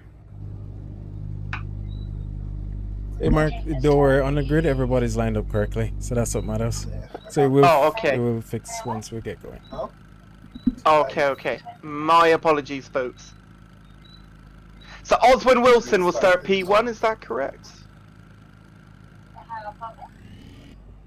I think so, but I'm not entirely sure. I have to make sure to go back to pits again. Make sure I don't get in the way. Oswin should be in the lead if I remember correctly, followed by Estefana Barrero. Okay, so Oswin Wilson will be leading us away here at Mid-Ohio again. You should see everything clearing out. Yes, now it's showing correctly. So Oswin Wilson P1 to start this race. Estefano Barrera is going to start in P2. Then Rodrigo Senna Wild will be starting in excuse me. P3 will be Riley Curtis, followed by Jaden Harrison in P4. Then in P5, it looks like it should be Roger Keller, then DeVille Park after that. Then it will be Luis Daniel Velez, P8, Kurt Moss in P9, and Rohei Robinson will start in P10. Dominic Charles will start P11, Kadeem Mohammed P12, Rodrigo Senna Wild P13, Michael Thompson will start in P14, John Singleton will be P15, Ruben Espinosa, Shashawn Falloon, and obviously AJ Merton, and thereabouts.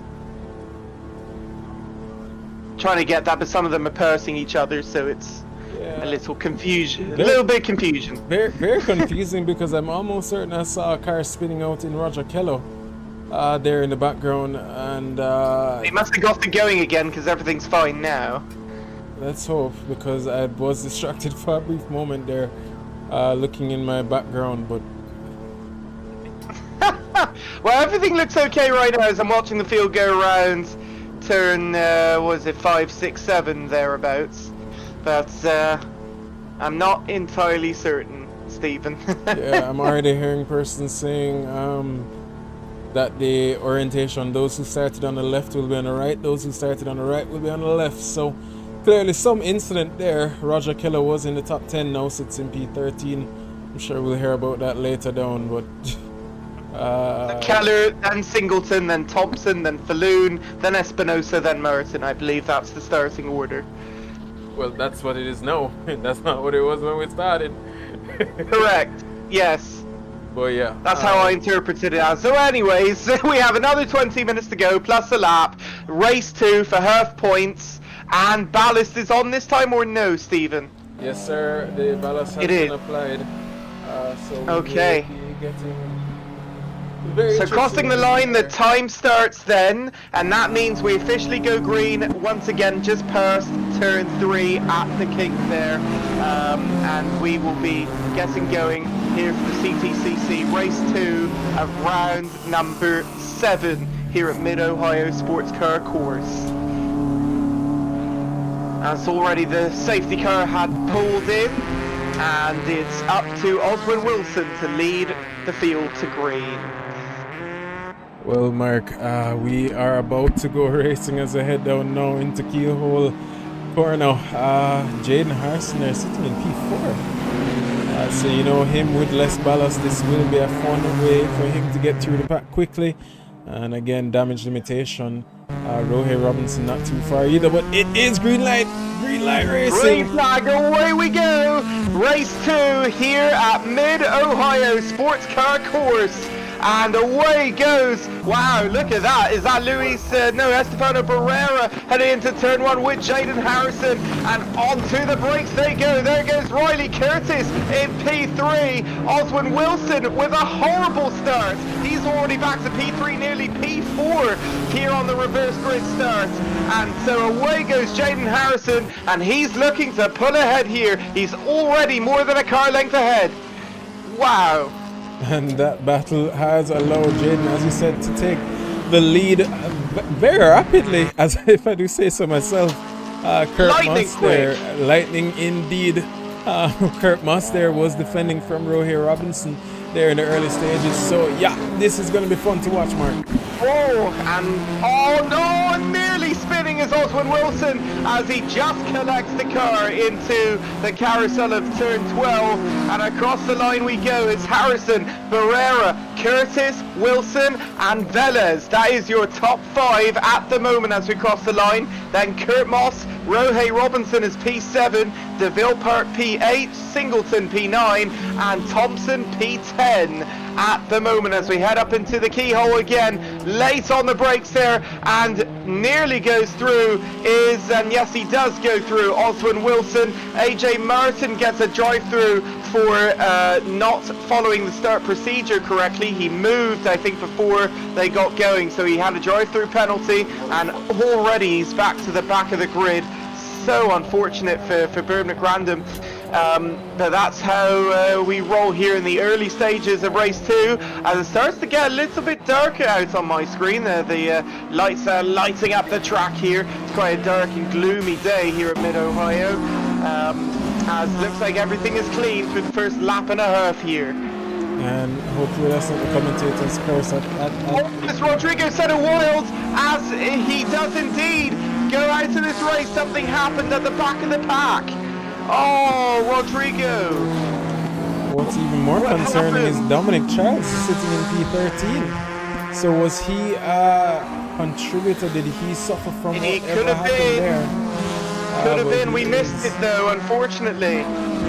He is Oh my goodness. fighting in with Kadeem Mohammed, but yeah, he's another one that will definitely be looking to cut through the field as quickly as possible as he reaches on the rear end of Sashawn Falloon. Looks now on the inside as he come out of turn 1, and ooh, it's very close, but holds his composure. The two drivers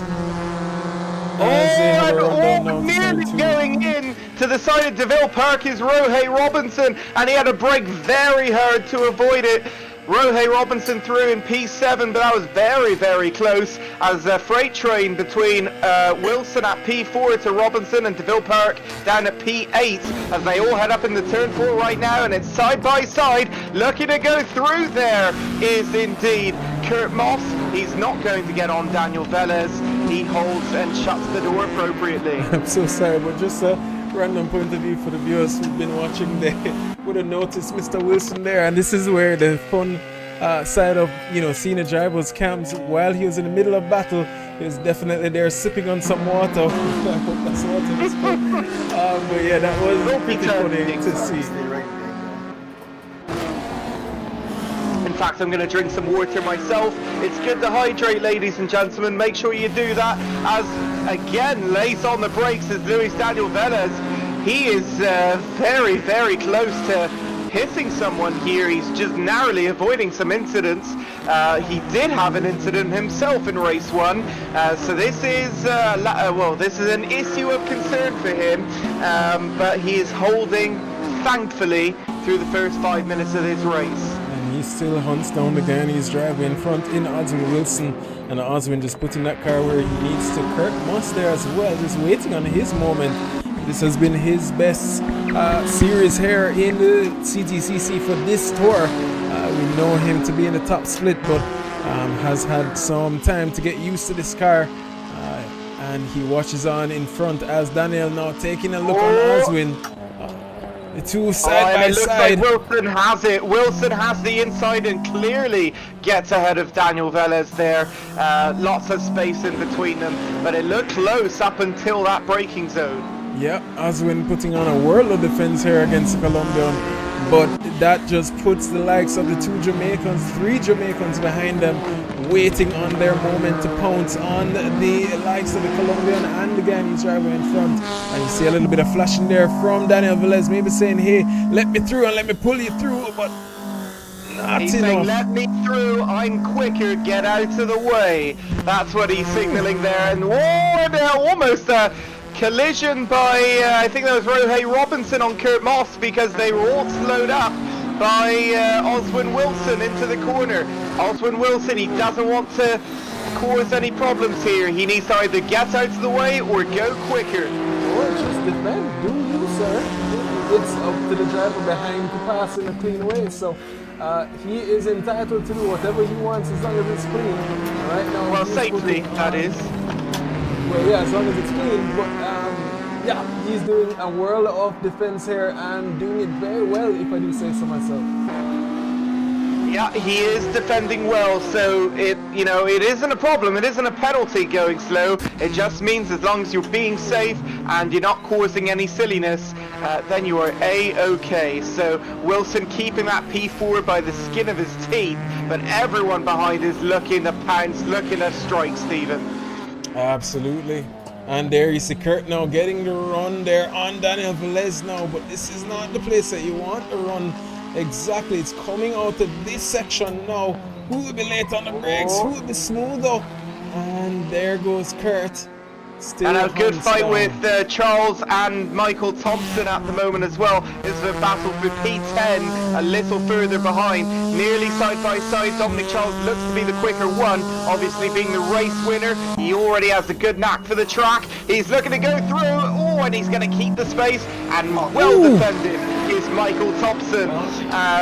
And that's Daniel Velez. Daniel Velez is now in the wall. He's off the track, and Daniel Velez, and yes indeed, out to the final corner. He's fallen out to the top 10, and now back to P12. And we knew it was only a matter of time. Daniel Velez involved in an incident. And again, guess who was behind him? Not sure what had happened. Don't want to say anything because we missed it, but right now, Oswin Wilson in P4, Rioux Robinson in P5, DeVille Park in P6. Kurt Moss was relegated 2 positions down. So, not sure if that was an incident between the two. But still, we know these are a clean class of drivers. It's just one incident or one mistake. It's only a matter of time.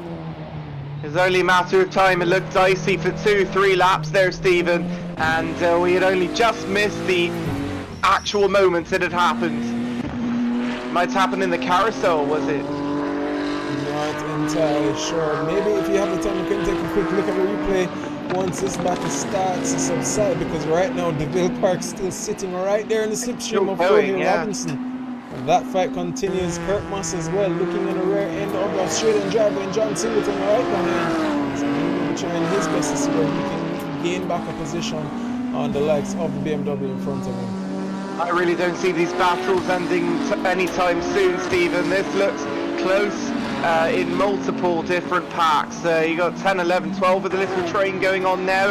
Thompson, Mohammed, and now Velez, who's gone back there. And obviously, like you mentioned, with Robinson and DeVille Park, that is obviously a very excuse me, very interesting battle as well. And so we are watching this. I don't know if it will subside anytime soon. It's very exciting. I'm telling you, Mark. I mean, even right now, the building is not giving an inch. Looks on the outside, now on the inside, he's and pushing covered it off on. by Rioux Robinson. Oh, I think that was blocking by Rioux. I have to be honest, he didn't leave a lane for him to go through after the first move. You know, it's one thing if you do one move to block, but he moved a second time and a third time and pushed him off to the grass. I think the stewards will not take kindly to that maneuver. You can't be doing that, Rioux, because he was looking to head on through on the straight and he was denied that. Deville Park, though, he is still not letting up. He is looking to get on through, and obviously ahead of that, Oswin Wilson maybe will pull on through. What is and contact? a big hit! A big hit by Rioux Robinson, and if he wasn't in trouble for the first one, he's absolutely in trouble for that. Rioux Robinson with a big hit before the carousel. That is pain, suffering, and strife here. As he now is following the likes of the Jamaican in Deville Park.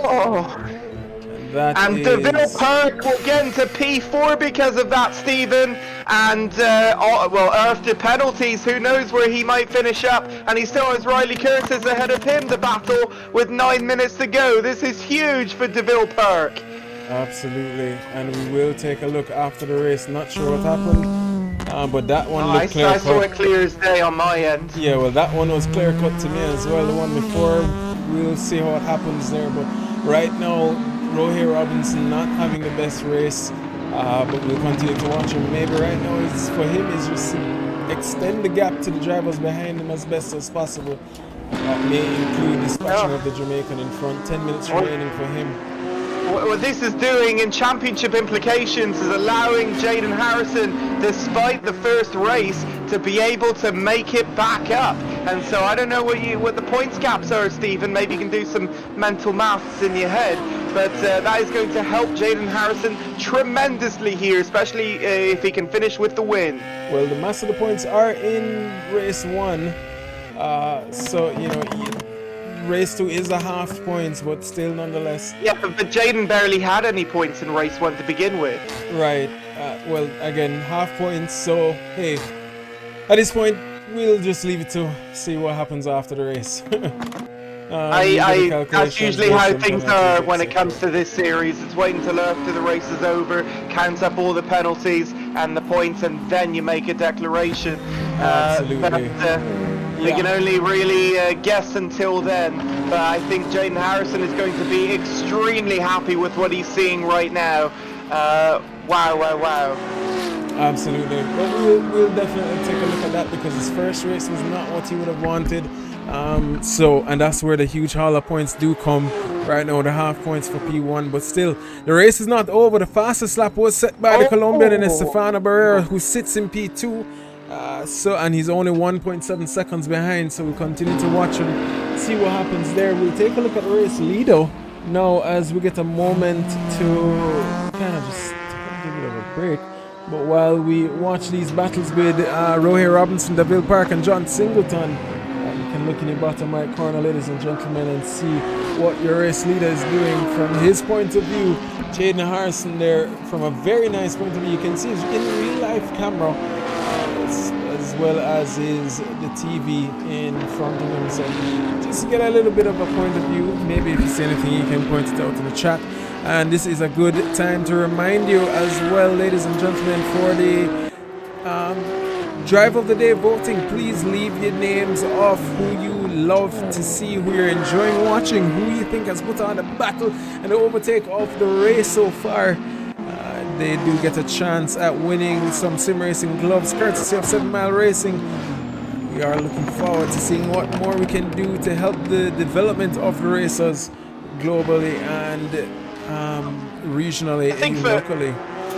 I think for overall development, Stephen, Deville Park wins Driver of the Day overall out of these two races so far.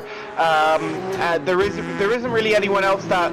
Sorry, but there goes John Singleton on the outside of Rioux Robinson. But not gonna enough. have it. Not enough. No, and he tried that the lap before too when you were speaking earlier, and so that is his second attempt at that, and he once again gets shut by Rioux Robinson. But as I was saying, DeVille Park, he was overall the best driver today. What I've seen is P4 here, and he had a good race last time out as well. And Rioux off the track. Goodness me, as Singleton isn't able to catch up off of that, strangely enough. But yeah, I think DeVille Park has improved massively over the past few races, and he definitely deserves his credit where it's due. Absolutely will, ladies and gentlemen. Place your votes, please, because there could be an argument for Kurt Moss as well. There could be an argument for Jaden, who had fought through the pack in race 1 up until that Indeed, yeah. But I do agree with you. DeVille has, since moving on to the wheel, has made some steps forward, even pressuring the likes of Rioux Robinson, as you've seen. So I am very much so on with you, sir, and we'll get a vote from you as well. But still, wow, what a race. Dominic Charles hasn't put a foot wrong. We did miss what happened with him at the initial stage of this race. And he sits there with the most ballast at the moment in P8. So, looking to what happened to Luis Daniel Velez from earlier on, I do want to try and see if I can figure out what happened, because it was certainly quite a big drop in the order. I found the incident here, and so it was indeed at the carousel, Stephen, and it looks like Kurt Moss was the reason. Do you want to see it? Are you ready? Just give me one moment as we switch to the audience to see. Yeah, we are live now, ladies and gentlemen. Right now, and see who we play. Here's a look at it. Right behind you see Kurt Moss, Luis Daniel Velez in the blue car there. Take a look at this. There's the hit on 4 times slow mode, and off the track he goes. So it was not Luis Daniel Velez's fault whatsoever there. That was fully on Kurt Moss. And so off the track he goes, and then it continues. So he tries to work his way back on here, and you saw he went off into the wall there. Well, he comes across, and take a look at the AC karting driver. John Singleton happens to get into him. Now that might be on Daniel Velez, considering he was rejoining unsafely, and then boom, into the wall he goes, and then they continue on, and then Daniel Velez, well, he was basically embedded into that tyre barrier. In real life that would have been a full safety car, full course yellow, but he carries on, and that is why he fell out of the top 10. Mark, can you take a look at Kurt? Maybe was it a case where somebody hit him, or was it just him missing his braking point? Yes, so Kurt Moss, I will take a look and see as we rewind. So past the main straight, let's go back to here. So Kurt Moss coming up to it, I think everything was pretty normal. Yeah. This was the full real-time view. So Kurt Moss, he was late on the brakes, boom, into him like that. And then come round, and so this was the rejoin. I think, yes, absolutely, that was on Daniel Velez on the rejoin. And then going through, and that was it for him. But yes, there it is. We should try and see if we can find back that incident from Rioux Robinson. And so what time was that? Was that later on? That was a few laps after, correct? Yes, I will have a look and see. I think that was Rioux. That was Rioux right there. That was Rioux going into him right there. Yeah, that was clear as day on Rioux. Oh, okay. Let me know when it's ready. It was clear as day on Rioux, I think. Well, let's see what the stewards think. Yeah, you can go ahead. Sorry. Yep. So here it is on 4 times slow mode again. Ahead is Oswin Wilson, Rioux Robinson here, and comes across. It could be on Oswin Wilson. Maybe that's racing incident. Look at his second time, but that's what it was. And then off the track went Oswin Wilson into the gravel, and then they carried on. With him that you're saying that was broken. The one that was, yes, I don't even think was it that incident? I don't think it was that incident. It was right before this. Well, it was as right we've been before watching the replay, there's now 25 seconds in the race, and Okay, well, let's get back to that then. yeah, the battle between 4P and 3 is on because Deville Park is only 3/10 off of Riley Curtis. Rioux Robinson 7/10 off of him, and John Singleton 5/10 off of him. Well, what about Jaden and Estefano Barrera here? This is also an incredibly close battle. I saw them going nose to tail into turn 2 as they come up to turn 4 now. This is really his final opportunity. Estefano Barrera, is he going to have a look? He's not. So Jaden Harrison, he is on the back foot here, I'd say, as a little tap from Estefano Barrera. That is close racing heading to the line now, Stephen. Absolutely, and we continue to ride along board with them because that is the battle for the lead. As we will just take a quick look now, and we'll continue to monitor the battles behind because what could have happened there? DeVille and Riley very close together. So we have this battle first and second, and battle 3 and 4. So this is coming up to the line now, round the carousel. Estefano Barrera, he's not going to have it, I don't believe. Jaden Harrison to the line. Yes, he is. He's going to win. No, we have one more lap. We have one more lap. One more lap. One more lap. Really? Yep, we have one more lap. It's that final lap on my side. So, okay, I guess we do have one final lap then. I thought that was the end, but I think we have one more. Because right now Jaden still leads, but Estefano is not out. It looks on the inside, throws a dummy, and not enough. And you know these two have found themselves to find some incidents in the past. Speak of the devil.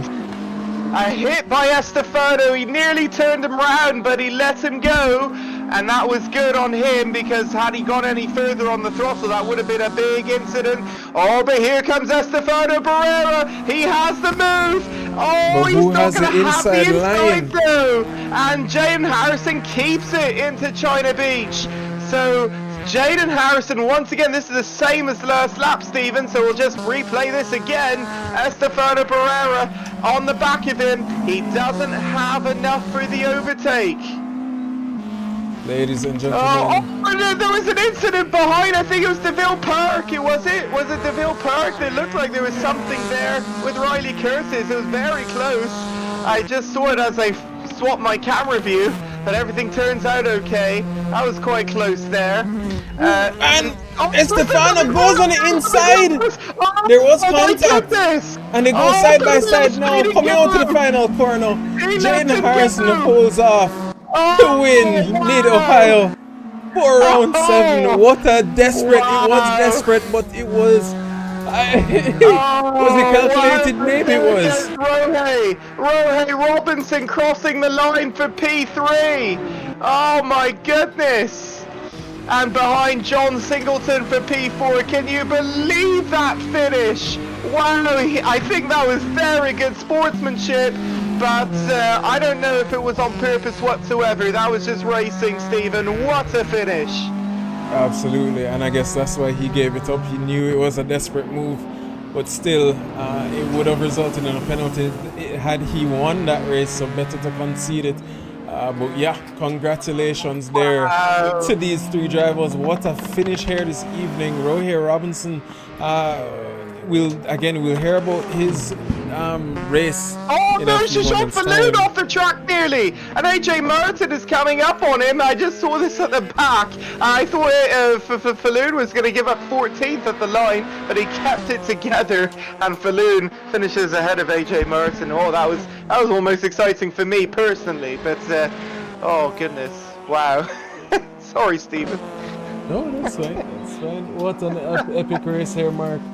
Congratulations to the drivers, Jaden, Estefano and Rioux finishing off race 1 on the podium. I think, who was it in race 2? Sorry, who was it in race 1? It was Dominic, Rioux and Dominic Charles, 1P1 in race 1. Right, then yeah. Rioux Robinson. Who came in 3rd? Was it? Trying to remember. Oh gosh, that's escaping my mind now. That's fine. I have it written down somewhere.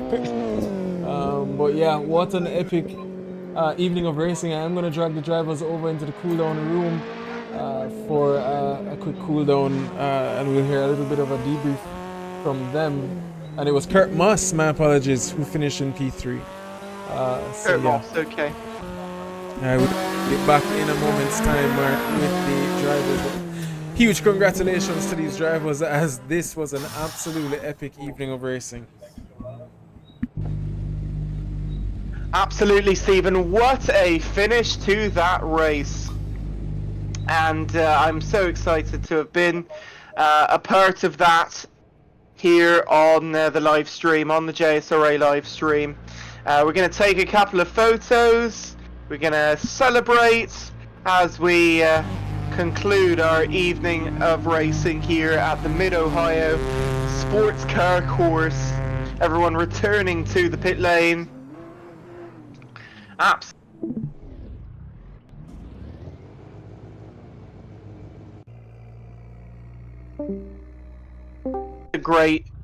What a great evening this has been. Jaden Harrison with the win. Let's take a look at the final race standings here for race 2.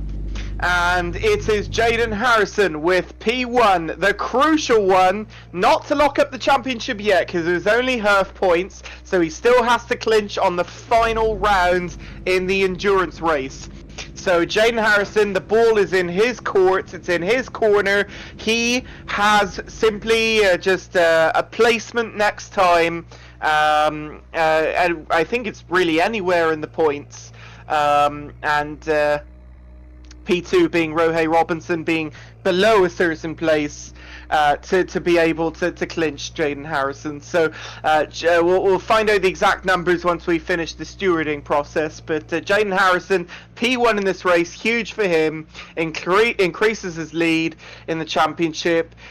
So that is absolutely vital for him over Rioux Robinson. Estefano Barrera gets P2, and what a comeback for him in this race. Only half a second behind. He gave it up right there on the final corner of the final lap. He went across the grass and then across and hit him. Probably would have been a penalty if he had crossed the line P1, so he gave it up, very sportsmanlike. Finishes officially half a second back. Rioux Robinson P3 in this race, 10 seconds back. That will be quite interesting when it comes to points. John Singleton will be P4, 11 seconds back. He was just behind after that incident. Riley Curtis P5. DeVille Park will finish P6, 13 seconds back. It was very close between 4, 5 and 6. Then Kurt Moss will be in P7, 16 seconds back. Dominic Charles will be P8, 17 seconds back. Oswin Wilson, P9, the Guyanese driver, 23 seconds back. Only 3 tenths ahead of Luis Daniel Velez in P10. A very unfortunate incident for him in this race. P11 is Kadeem Mohammed. Not much to really talk about with him. 26 seconds back. Michael Thompson will be P12. Ruben Espinosa will be in P13. Shashawn Falloon will be P14, narrowly just 1 second ahead of AJ Merton, who finishes in P15. Rodri Keller DNF'd from the race. He finished 1 lap behind. So he went 25 minutes, 27 seconds, .676.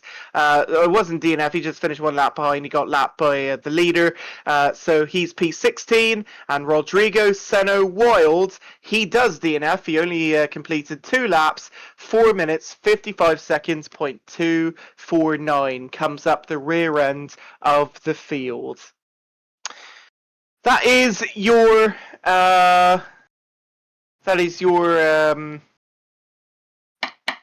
standings there for race 2. We are getting ready for the driver interview session. We'll have the drivers from race 1 and race 2, the top 3, coming into the commentary booth to answer questions from me and Stephen. They're currently in the cool down room right now, getting ready to go. And Stephen, if you can hear me, who is the first driver we'll be starting with tonight? I think Stephen is not ready just yet. So when he is, he'll come on in and he'll drag in the first driver. I believe it's going to be P3 from race number 1 that will be coming in. So we'll be grabbing him shortly. Also, there won't be any duplicate ones. So if, some finished in the top 3 in both races, they only get one interview, not 2 separate interviews. Don't forget to do Driver of the Day vote on the JSRA Instagram at JSRA Official. We'd like to see your tally, your votes. You have a day or 2 to do that. Also, the commentary booth gets a vote as well for Driver of the Day. Hey Mark, my apologies for that. Just getting the drivers ready and ready. Perfect timing.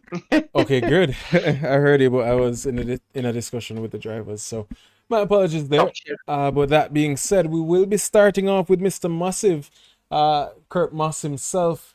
Finally back on the podium. Finished race 1 in P3 and race 2 in P7. So we'll start off with him, followed by Mr. Rohir Robinson, who finishes off in P2 and P3, or P3, P2 and P3. And then I believe it's Jaden Harrison, who finished off race 1 in P7 and race 2 in P1. And then we'll finish this evening with Dominic Charles, who won the first race and came, I think it was P8 in the second. So that being said, we will be driving, we'll be dragging over Mr. Massive himself. Hope he's not talking or mid-sentence in the cool-down room. But we have driver number 823, Mr. Kurt Moss himself, one of our great friends here at the JSR. I love to see when he's on track. One of his better evenings of racing, as a matter of fact, with the dramatics that typically happens here at the JSRA. But Kurt, can you hear us? Yes, sir. What's good? What's good? Man, it's so refreshing to hear your voice back here on the podium steps. Finishing off race 1 in P3. Would love to hear that battle, especially between yourself, Oswin. So many battles. But yeah, I'll allow Mark to take over. But yeah, would love to just hear about that battle to fight up and gain in that P3 position. Well, it's just normally I'm good on the starts with the cold tires, so I tend to gain a couple of spots most times, and it's just trying to keep up and stay out of trouble with these guys, man. So I had a pretty clean race, and it paid off in the end. Well, Mr. Kurt Moss, congratulations on P3, sir. It's been a while since we've had you up here in the commentary box. Obviously, it's very, very difficult to get on the podium, so it's great to have you here. And hopefully Stephen is okay. Should drink some water there, mate. Kurt, describe to me the incident that happened. I think it was race 2. Was Luis Daniel Velez. What happened there? Did you see what happened? Well, I don't know if it's because of the car in front of him, but he seemed to have checked up a little bit earlier on me. So he just got the slightest touch, and it pushed him off track. And while he was coming back on, I don't remember who was it who came on the inside and kind of did the finishing move and pushed. Yeah, it kind of pushed him off, and I think he had a bad crash after that. Yes, and it was a very bad crash into the tyre barrier, the rejoin. So the rejoin looked like it was on him, but the initial move, the initial brake maneuver looked like it was on you going into the back of him. Right. Yeah, so that's how it looked on replay when we looked at it, but it certainly was an interesting incident nonetheless, and one of 2 incidents that he was involved of today. That wasn't his only one. But nonetheless, though, Kurt, I mean, you really did have a good drive nonetheless. You stayed up with the leaders, the likes of Jaden Harrison. Do you think going into this final round coming up, you have some good footing to play with? You got some points today. Well, hopefully I have a clean race again and able to accumulate some points. I'm normally not the fastest with these cars, so I'm just hoping for the best. Well, Kurt, I really appreciate you joining us. I hope you liked Mid-Ohio. Stephen, do you have any other questions? No, just a huge, huge congratulations to Kurt. Love to see you on track, bro. Looking forward to even the LMU sprints that we have coming up, which you've been dominating on. But yeah, huge congrats, bro. And All right, thanks, guys. I know it's always a pleasure for me running with the JSRA crew. All right, so see you guys next time. You as well, Thank you, bro. Kurt. Bless you. Have a good night. And ladies and gentlemen, that was driver number 823, Mr. Kurt Massive himself. Right now we'll have Mr. Rohe Robinson, driver number 10, who did claim that he would not have a good race, but came out with a blistering race 2, qualifying to start in P2, but did lose out in the original stages of the race and had to fight his way back up, and did finish where he started after an epic battle up the grid, especially between himself and Daniel Velez and Kurt Massive himself. But Mr. Rohe Robinson, first of all, can you hear us? Yeah, I'm here. Sorry, that was an intro. I'm sweating. I can imagine. I'm not sure if there's a little bit of red mist as well. But I'm anxious to hear your thoughts on the race. But before we even get into that, your qualifying lap, you split between your teammate and Mr. Dominic Charles. I know you were saying that you were a little bit worried about your qualifying pace before the race. How did it feel to start up there with a 1:27.6, if I remember correctly? Or 7. Again, I always like to surprise myself. So during practice, I was just doing race pace. That's it. So whatever you saw on the time board during practice, that was my race pace. I didn't touch the boost any at all. So I wasn't confident because I saw the other guys doing lower than I am, but then I discovered that they were using boost. So right before quali, I realized that, wait, I think I'm still in this if they were using boost before. So I surprised myself with that 1:27.5, and I think I had a bit more, maybe 2/10 more if I had the perfect lap, but I'm happy with the qualifying position. Yeah, you know, Rohe, I took you as driver. I took you as the prediction for race 1, and to win the race, and I said that because you seemed to be at least more confident than Jaden Harrison when it came to at least going into the race. Jaden seemed very unconfident, actually. So it looks like you lived pretty much up to your expectation. You were still as first as usual, and you had a mega comeback, like Stephen Stewart said. Finish where you started. So you should be proud of that. Although I was interested in the incident that you did have there, and so describe what happened there. I mean, I get why Daniel is upset, but he should be upset at himself as well, because I realized that while putting on the pressure on Daniel, he made a few mistakes. So I said, all right, let me be patient. Let me put the pressure on. And what happened to him? He outbraked himself in going into that corner. It did seem that it was, yeah. He ran really wide. He ran really wide. So I hugged onto the inside as tightly as I could. And all of a sudden, he dashed across just to cut off my line. So I'm not sure why he did that, but I'm sure that he's going to report it. But I'm urging the stewards just to look at the... Oh yes, well nonetheless it will absolutely be reviewed. I mean when you look at it in real time it looked very, very bad. Yeah, I really do wonder how they're gonna view that moment. I remember Stephen said, well, Rohe wasn't necessarily having a good, I think it was its second race, was it? And so yeah, you battling back from it, it's really good to see. And obviously you're in the championship there with Jaden Harrison.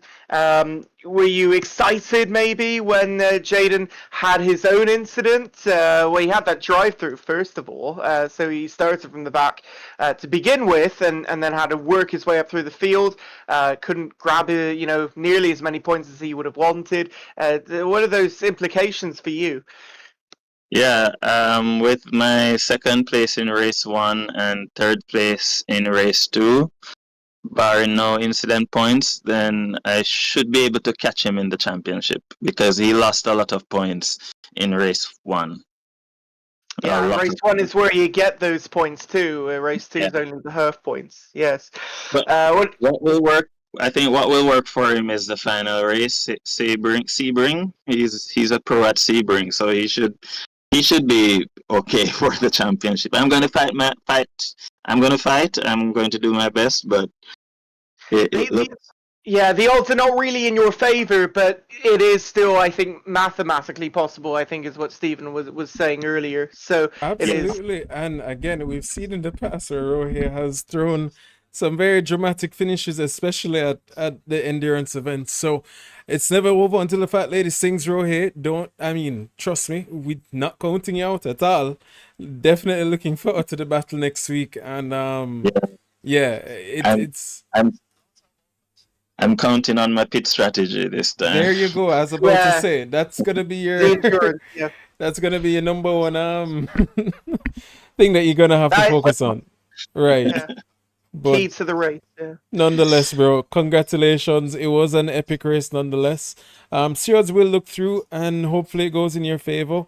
Again, as I tell Mark, seeing it live and seeing it in a replay are two very different things. So we'll look through and we'll make the decisions as the stewards deem fit. But nonetheless, huge congratulations, sir. It was an epic showcase to finish second and then third.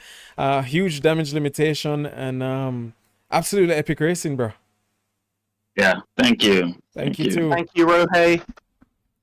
And ladies and gentlemen, that was driver number 10, Rohe Robinson.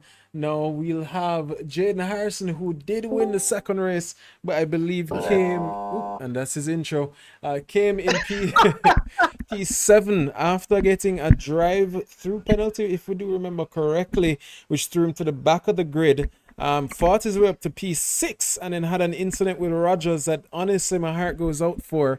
That one looked pretty clear, but we'll hear his thoughts on the incident. But did or was able to hold on to P7. Driver number 604, Jaden Harrison. Can you hear us? Yeah. Hello, Jaden. Can you hear me? Okay. Yep.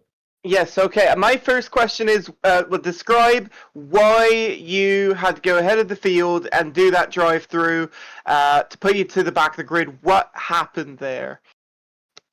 I was speeding up to catch back the car in front, and then the race went green. Ah, okay. So that was a real penalty thing that it gave you because of that. Yeah. Okay, gotcha. So that is simply just how the rules are in the server. You have to make sure you maintain your speed and all that, and so we'll give you a drive-through if so that is really unfortunate. But did you like going back through the field and having some of those battles? I mean, it was absolutely wicked seeing you go past like P11, P10, 9. Like you were a second a lap, 2 seconds a lap quicker than them. You must have felt like Max Verstappen out there. I swear, going around them. So did you enjoy doing something a little different than normal, not leading the field, but rather catching back up to the leaders? No, not really, because it's not good for points, and I also got killed a few times, but I had a good battle with Riley, kind of my teammates, which was good, but it wasn't good. It was a little bit side by side into turn 4. I remember you. It was you and Riley, 1 or 2 times, and actually describe that corner because you're coming up to it. You have China Beach ahead of you. We actually didn't see really any incidents into China Beach tonight, which really surprised me. I would have thought someone would have broke late and gone over the hill, but you have that really funny entry where it looks like you're side by side headed into the corner, but if you don't have the inside locked up, you're not going to get ahead. You're going to be on the outside, force the outside and behind, and then I notice you try and go for a little switchback when you headed into the next corner, and you just get some fantastic racing there. Yes. Yeah, there was no net code, so I don't know why, but it was clean. Riley's always clean, so that was an enjoyable battle. Absolutely, he does give the space. Not everyone gives the space, though. There was a couple of incidents, though, that happened during the race. We've already talked with the other two about Luis Daniel Velez. He's not had a very good day, unfortunately. And of course, we talked with Rioux Robinson, the guy that you're battling in the championship here. He must have been quite happy seeing what was happening to you with that drive-through and all that, and being that first race where all the points are really the full points. That allows him to still have a chance going into Sebring. But we were just talking to him, and he says, well, Jaden is really good at Sebring. He might have it locked up. And of course, Stephen was like, well, you know, it's never over till the fat lady sings. So what do you think, Jaden, going into Sebring? Sebring is my track. You think you're going to have it locked up? No, because the car is just on the steering everywhere, but at least there will be a chance to do good. Okay, that's fair enough. What about Rioux, though? I know you practice with him quite a lot, right? Obviously, he's your friend, and you enjoy doing sim racing with him. So comparatively, do you think you're on the front foot when it comes into this right now with your practicing, or do you think you're on the back foot? About equal, yeah. About equal. That's exciting, because that means we're gonna get good battles, good exciting battles into maybe Sunset or something. You know, final corner last lap battle for the win. Imagine. Who knows? But anyway, Jaden, thank you so much. I hope you enjoyed Mid Ohio, and best of luck to you with the championship. Stephen, you have any questions? You're right. Before you go there, Jay, I just wanted a brief comment on that last fight. What brought Estefano so close to you there in the final few laps? Because I do remember you had about a 2-second gap, and then we looked, and I did see a blue flag. Not sure if that had anything to do with it. And then that last corner battle, what was going through your mind when the contact came? Right. When the contact came. He did concede back the position, but still, I can imagine thoughts would have been going a little bit erratic at the moment. Any thoughts? Yeah, no, their mediums weren't good. I don't know why I switched to them after doing good on the hards, but the medium just went away and I had no more battery left from like 2 laps ago. So, yeah, I just had to defend. I don't know why Estefano kept hitting me, like hit me, got the run on me, hit me again. I had to catch it and then hit me again. So I really don't know what that was about. I was clean racing him, but I don't know. So, but I'll take the win. It's not the only time that you guys have had last lap battles, so it was certainly just another page in the book, a page in the saga when it comes to this. So we love seeing these last corner battles between you two. Absolutely. Well, congratulations, Jay. Epic run, especially that fight through the pack. Unfortunate there with Rogers, but we would have loved to see how far you could have gotten up the field, because you were not that far from the podium as well. So it would have been an epic bout on your championship run, but nonetheless. We'll see you next week at Sebring, one of your favorites, if I remember correctly. Tracks, the professional there himself. So huge congrats, and we'll see you for the finale at the endurance round next week. Yeah. Thank you. And ladies and gentlemen, that was driver number 604. And right now we have the winner from race number 1, driver number 333, finished race 2, started P10 with the most ballast, finished in P8 if I remember correctly. Dominic Charles, can you hear us? Yes, sir. Hello.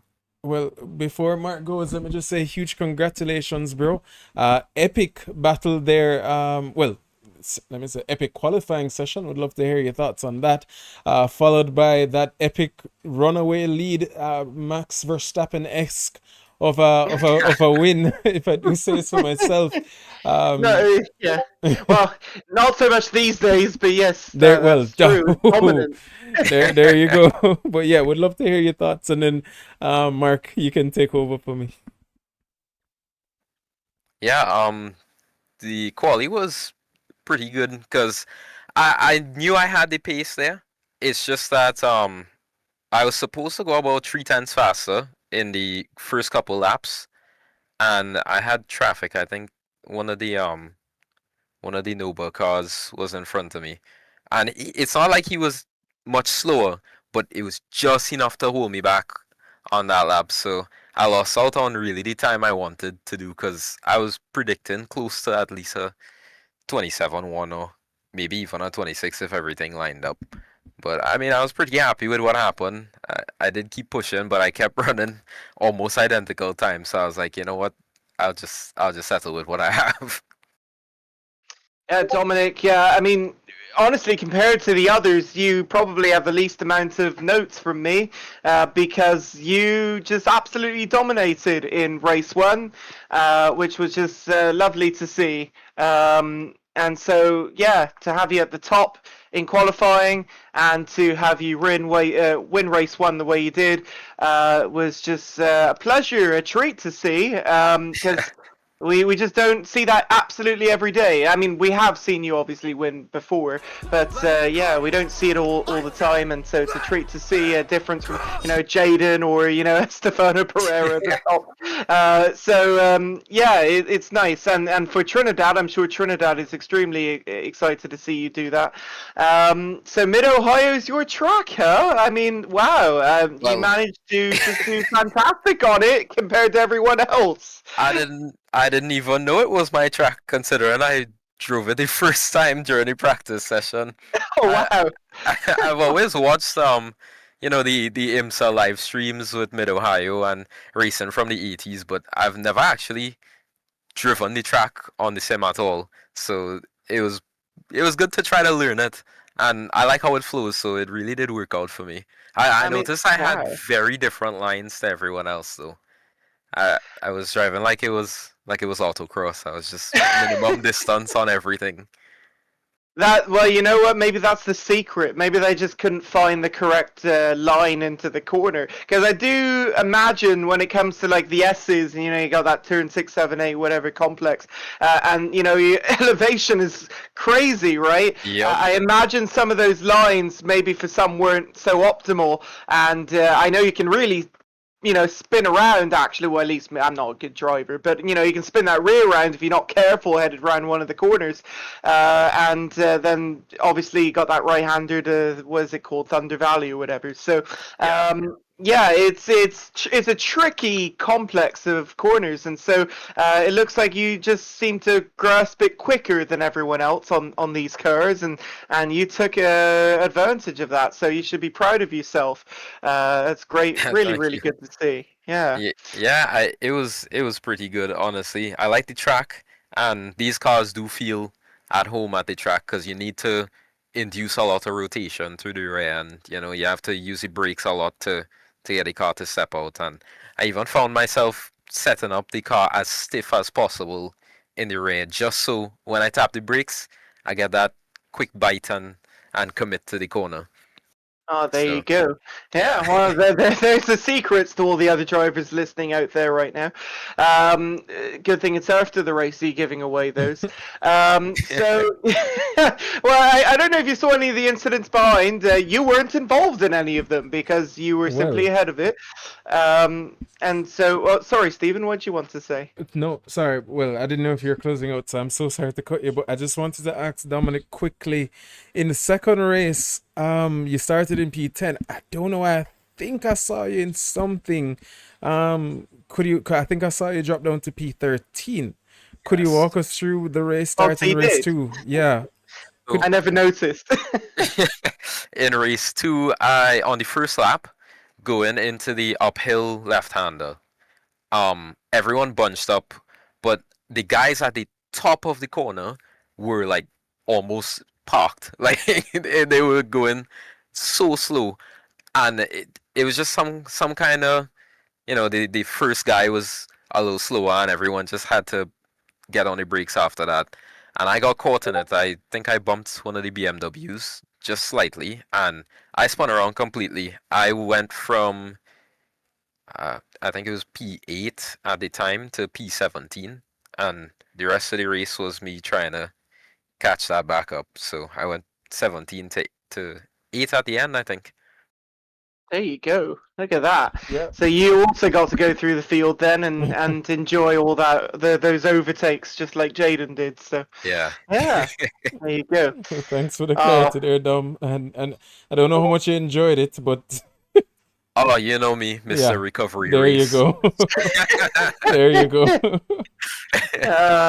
Thank you so much, Dominic. Great race. And thank you guys. Thank you too, brother. We'll talk soon. And All right, well, take before care. you go, any final thoughts as we're heading into the Sebring Raceway, because you did get a good haul of points here this evening. Any final thoughts as we head into the finale next week, which is going to be 1.5 Well- times points? I just hope I do pretty well. I didn't get to take the championship as seriously as I'd like because, you know, I have Yeah. a lot of real life commitments and stuff. But Yeah. it is, I just want to do the best that I can there. And hopefully, I don't know how the points look, but if I could get a podium, that would be pretty good. Well, right now you are sitting in P3, so you are in prime position 4. I mean, minus the drop races, obviously, we have to do the calculations, but you are looking quite promising for the fight between P2 and P3. So, hey, who knows? So come with your best with your best options. Yeah, I'll have to find some time to put in a little practice. There Absolutely, you bro. go. Awesome. The Trinidadian Dominic Charles, everyone. How about that? Fantastic. All right, Dom. Alright. Well, thank you so much, bro, and we'll be in touch soon. Thank you guys. Take care. All right.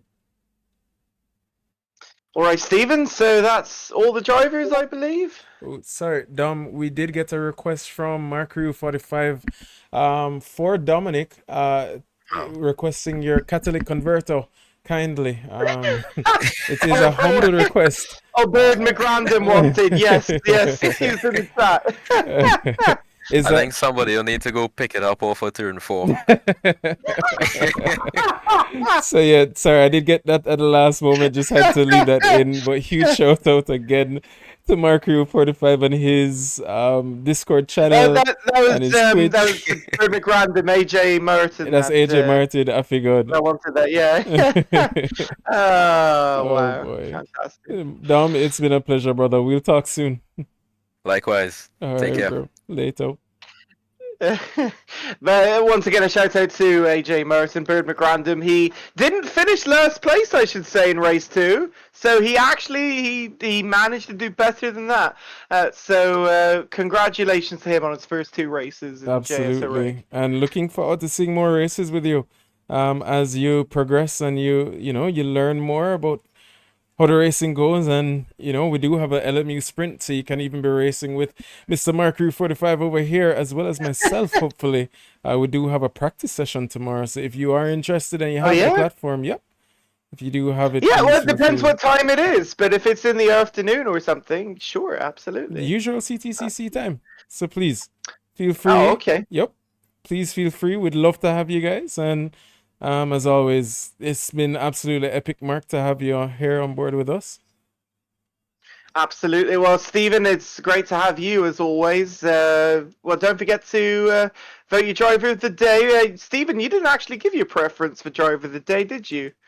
I have a huge. I think you did get me on the edge with Deville Park there. But then again, like I'm so sorry, but watching Jaden cut through the field there in race 1, it was just so epic. It was such a heartbreak, but still for him to get a penalty, but still for him to have to fight through. So seeing that, I'm guessing you will take Deville Park. I will nominate Jaden Harrison for my driver of the day. All right, there we go. Well, we split this time. That doesn't always happen. No, so it there does you not. go. Yeah. So It's usually something- there's a unanimous decision, but not this time, I don't think. It seems like Yeah. we're getting a little bit more like Matt and Tommy from P1. Shout out to them as well. Then maybe they'll notice us. I doubt it, Right? but you never know. You never You never know. know. You never know. One All day. right then. So make sure to vote your driver of the day on the JSRA Instagram. Once again, final call for that at JSRA official. You can have your say and see who that is for the Mid Ohio round. And we still have one more race to go at Sebring, Stephen, next Friday night. Absolutely, and I am looking forward to that battle because Sebring is actually one of our favorites here at the JSRE. We've always had some really, really fun battles, to say so myself, if I do say so myself. Stemming from the Hashtag first... respect the bumps. Oh gosh. Oh gosh, it's one of the bumpiest tracks around. It does give you headaches in VR. So the likes of Raven Plummer coming Real back life too. next week. Yep. So we'll definitely be looking forward to seeing what the drivers can do as we head into the final round. We'll have the championship standings on our Instagram at JSRA official. So if you want to take a look and keep up to date, please head on over there. But Mark, it's been an absolute pleasure, and I think this does bring the stream to an end. Just about, I think. Yeah, I really enjoyed Mid-Ohio. Obviously, we had a couple of issues with the server, and we had to get everything fixed and restarted and such and such.